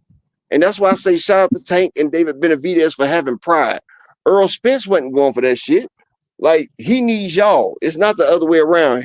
And I'm telling you, if he keeps losing money like this, by 2026, Turkey will be out of boxing. The Prince is not going to keep losing money, dog. Nobody wants to do that shit. Yeah, that's what I was saying. I'd be surprised if Turkey makes it another 2 years. The other thing is, like, shoot, that's why he had, I forget what athletic commissioner was that put him in the Hall of Fame on the Bud versus Mandermouth card. You see that? They put him in the Hall of Fame. I see it. The same. That was his birthday weekend too. You know, his birthday was the day after that. That's what I'm saying. They trying to make this nigga bigger than boxing. Nigga, you're not bigger than boxing. Like, bro, you just had to take a. Never once has PBC had to downsize a venue. Nigga, you downsized 25,000 to 6,000 on the greatest card in the world. This is supposed to be the. Listen to this, y'all. The last Crescendo was supposed to be the greatest card ever. They had to downsize from 25,000 to 6,000 and only sold 3,600 seats. So you still had 2,400 empty seats in a 6,000 venue. And they still tried to say it was a sellout crowd. Man, we seen the back of that crowd. That shit was empty as hell. I said you could have echoed in that bitch, dog. I was mad as hell at that because when they announced it, they was like, "Hey, we're moving from a 25,000 arena to 6,000, so expect a sellout crowd." I'm like, "Y'all really happy about this shit?" No. He said so it could be a more intimate atmosphere. A more intimate atmosphere. Nigga, a more hand-holding atmosphere. They could have held that shit in a damn college gymnasium. Man, it's crazy. In a college gymnasium. All right, man. I'm gonna get up with you. I'm gonna still be tuned in, man. Great chocolate up as always. Well, I appreciate you, bro, and I appreciate each and every one of y'all for coming through today. We had a little action today, but y'all know how we get down. If y'all not part of that Discord, make sure you sign up for the Discord where we be watching all the fights. We be I'm gonna need that link again. I'm gonna need that link again. If GM in here, anybody got the link? Drop the link. If not, I have to post it tomorrow.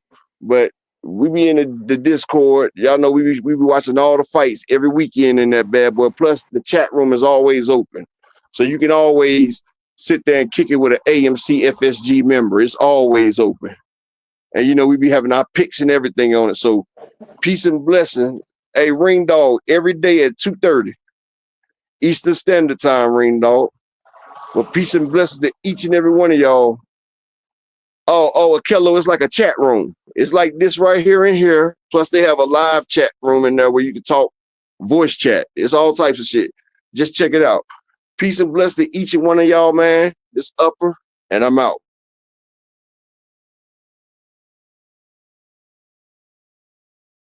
What the fuck going on around here, nigga?